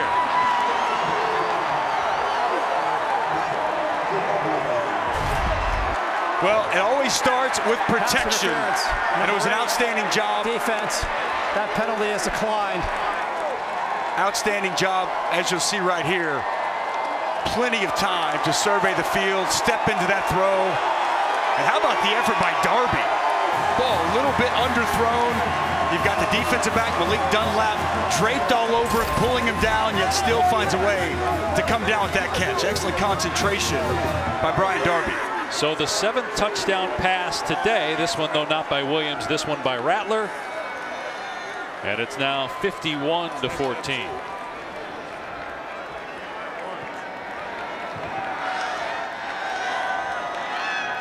You see Rattler getting congratulated by his teammates, and you guys talked before as they're still looking here to make sure it was caught. They did rule pass interference, so if it's an incompletion, it's still pass interference. It does look like he controls it all the way to the ground. But you guys talked about keeping Rattler involved, keeping him engaged, because you never know when you might need him again. 52-14, Sooners up big. Spencer Rattler getting his first game action since the Texas game 3 weeks ago with a touchdown pass to Brian Darby.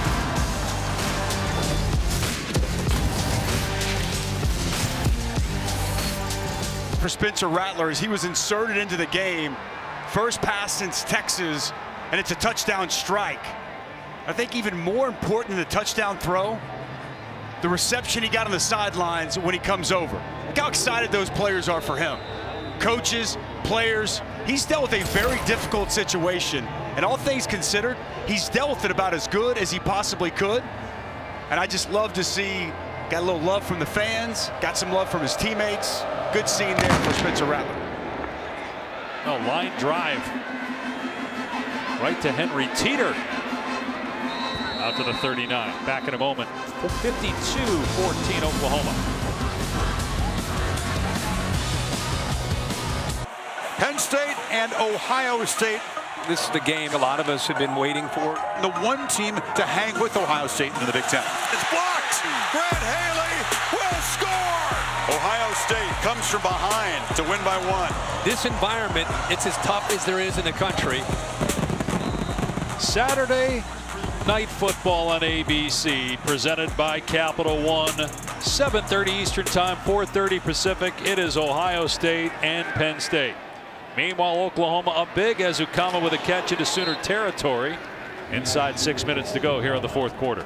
Well, guys, getting back to that Spencer Rattler discussion, just in terms of him having the play that he just had, making the play, the reaction from the sideline here at Oklahoma. I think the biggest thing in all of this is he's seeing the bigger picture. He realizes that ultimately, regardless of what happens in the future, he needs Lincoln Riley's help. He needs to be viewed as a team guy. And I think he's done a great job of not publicly making statements that could hurt him or hurt this football team.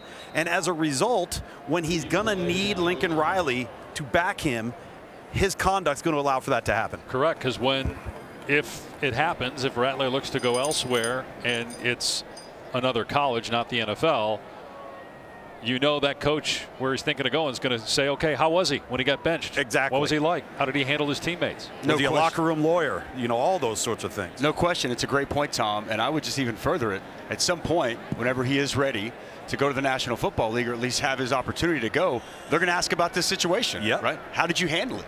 Were you a team first guy? How do you handle adversity?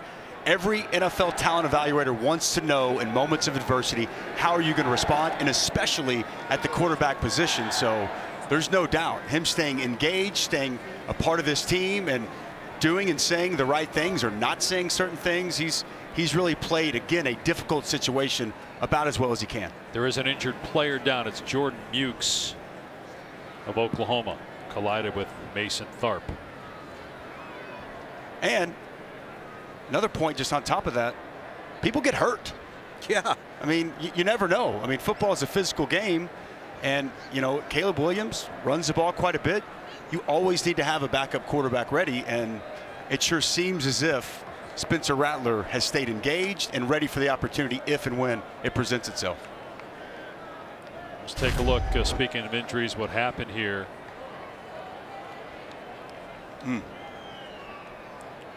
Big collision there is Mukes. I mean, that's a big dude you're trying to tackle. 6'9", 250-pound tight end. Mukes about 6'1", 200. Some helmet-to-helmet contact there, too. True freshman defensive back, Jordan Mukes. Hope that he's going to be okay.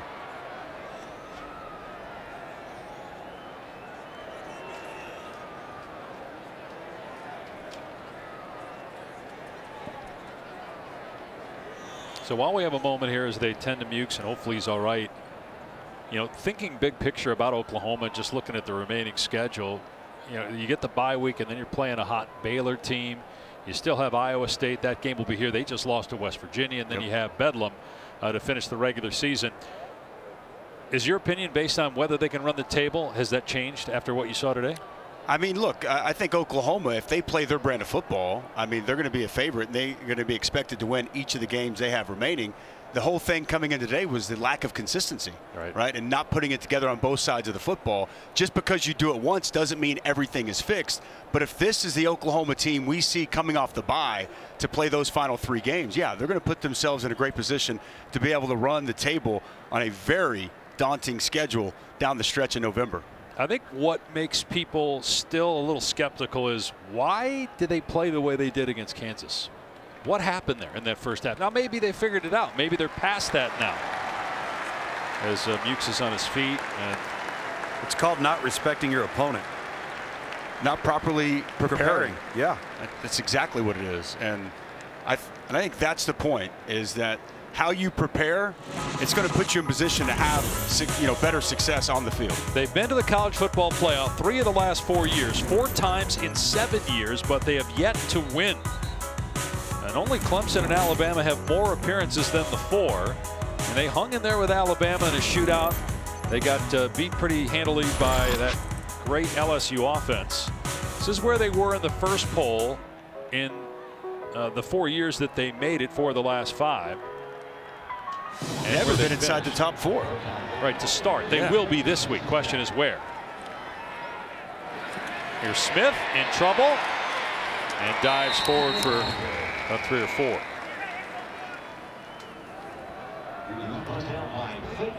And if Ohio State wins tonight with a win over a ranked team, does that improve? Oklahoma again got jumped by Alabama. Alabama's off.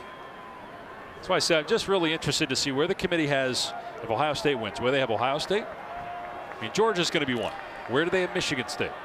Where do they have a 1-loss Alabama team? And then the big one to me, where do they have Cincinnati? I got another big one you didn't mention. Where do they have Oregon? Yeah. I mean, of all the teams, Oregon's got the best win. True. I mean, you know, and again, I'd even mention that was without Kayvon Thibodeau, who's now back healthy and a unbelievably disruptive force for that defense. So I'm saying there's going to be all kinds of debate after Tuesday night. Those initial CFP rankings are released. Right, is the Michigan State win at home over Michigan bigger than the Oregon win at Ohio State? A lot of room for White, and he's inside the 2. 1st and goal. Tell you what, guys, it hasn't been easy for Alabama either. You look at the Tennessee game, obviously the loss on the road to Texas A&M. It hasn't been as effortless as we've become accustomed to seeing it. You know, we get conditioned and spoiled sometimes, I guess, to see, you know, an Alabama being Alabama or a Clemson being Alabama, and then when they're not, it becomes more magnified. Don't forget that Florida game too that came down to a 2-point conversion. Right. So 1st down and goal. Into the end zone is White for the touchdown.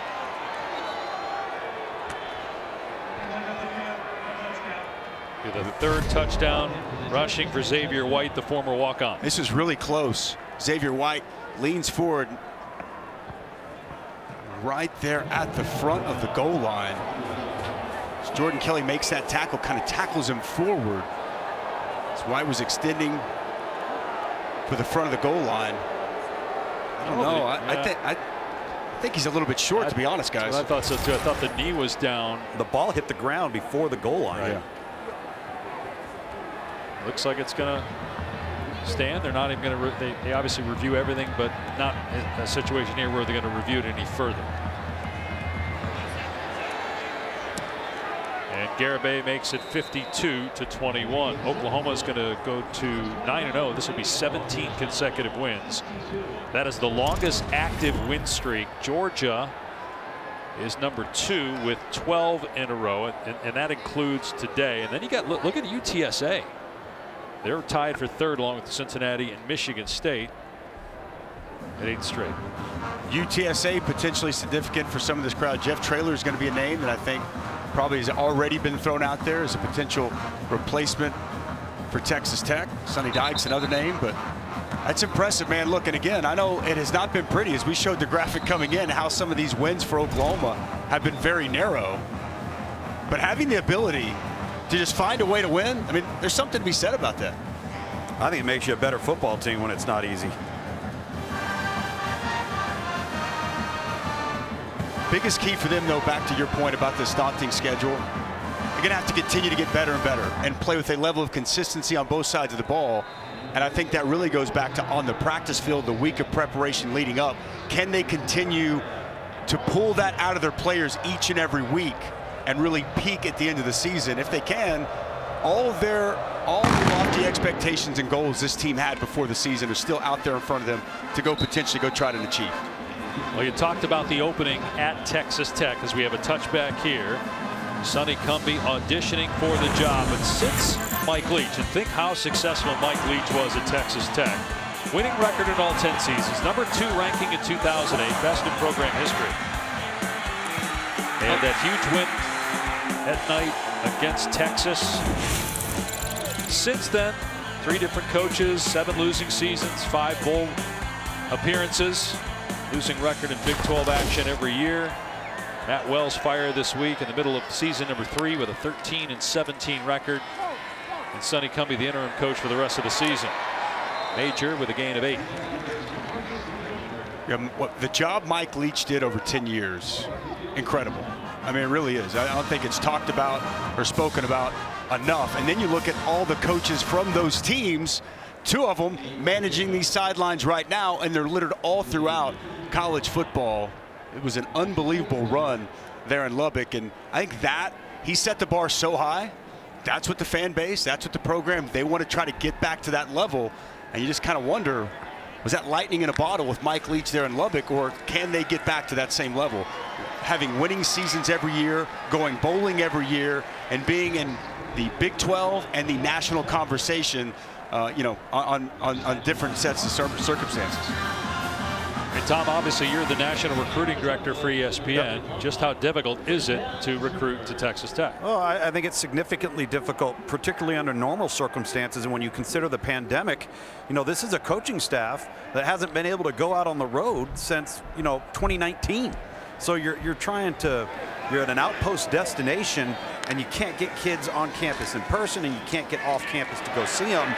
All it does is magnify the difficulty of the job. And so, you know, so much I think of this particular job is going to be the right fit, right? A guy that just fits their makeup, what they are, what they want to be versus what they think they are. And I believe that's going to have to come from somebody with Texas area roots. Yeah, totally agree, Tom. You know, talking with Lincoln Riley on Wednesday, he kind of echoed those sentiments. That's obviously his alma mater where he went to school. He has a lot of pride in that program, and we asked him that specifically, and that's exactly what he said. It's a fit job, and somebody who embodies the same values, much like a lot of different jobs around the country are, but maybe even Texas Tech more so than others is, man, big collision there with Eric Monroe and Marcus Major. There's some talking going on, too. Monroe will have to leave for a play.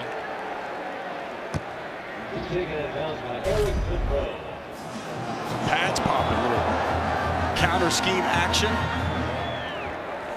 Marcus Major lowered the boom on Monroe. He is a thick, physical runner, and you can just tell he got some fresh legs. The rest of these Sooners have been playing 9 straight weeks, and Marcus Major is out here looking as spry and fresh as anybody we've seen on the field today. Texas Tech keeping a lot of its starters out there at defense. Final minute here in Norman. Spencer Rattler coming in here late in the 4th quarter, does have a touchdown pass as Major gets the first down. Then he fumbles the ball out of bounds. Sooners will have 2 weeks to get ready for a game at Baylor. Baylor has TCU next week. Big 12 race in the month of November. It's going to be fun. Baylor's playing some great football. Oklahoma has to go to there. Oklahoma State, again, almost put themselves in a position to win at Iowa State a week ago. Oklahoma has to travel to Stillwater. It's going to be a race to get to Arlington once again this season. It sets up for what should be a highly competitive month of November here within this conference. Today was not competitive. Oklahoma rolls 52-21. Lincoln Riley will go offer words of encouragement to his close friend Sonny Cumbie. They were at Texas Tech together. Lincoln knows how difficult a challenge is ahead for Sonny Cumbie. And Tom is with Lincoln Riley. Hold on just 1 second, guys. A lot of people on these two staffs that obviously Coach Riley very, very familiar with. Coach, I remember after week 1, I asked you to assess your offense's performance, and you said spotty. How would you assess it today? Yeah, we were better today. You know, we threw it well. Got the run game going a little bit better there in the second half. So guys made some competitive plays, blocked hard. So just a good, complete team effort all the way around. You said this week that your football team prepared well and they practiced well. Is that a direct reflection of maybe their personal pride? Yeah, I mean, shoot, it's a reflection of you're 8-0 now 9-0 with everything in the world in front of you, and we're excited about where we're headed. This has typically been, you know, our time of year where we've played our best. We call it Championship November here. It's here now, and so we love this time of year. We put ourselves in great position, and we're ready to try to play our best ball. How excited were you for Spencer today? It was awesome, man. So again, it's the narrative outside is not what happens inside, and I think everybody saw that. You know, great for the fans to respond, the whole team to respond. You know, that room's been great. Caleb's been great. Spencer's been great. They've been a joy to coach. All right, thank you, Coach. All right, thanks. Appreciate it. And to echo Lincoln's sentiment about where the Sooners are, yeah, you can poke holes in some places, some things along the way, but here they are. They're 9-0. There's only a few undefeated teams left in college football, and Oklahoma is one of them. For Dusty Dvorak, Tom Luganbill, our entire ABC crew, I'm Dave Pasch. Oklahoma rolls 52-21 over Texas Tech. True freshman quarterback Caleb Williams, 6 touchdown passes as we go back to the studio.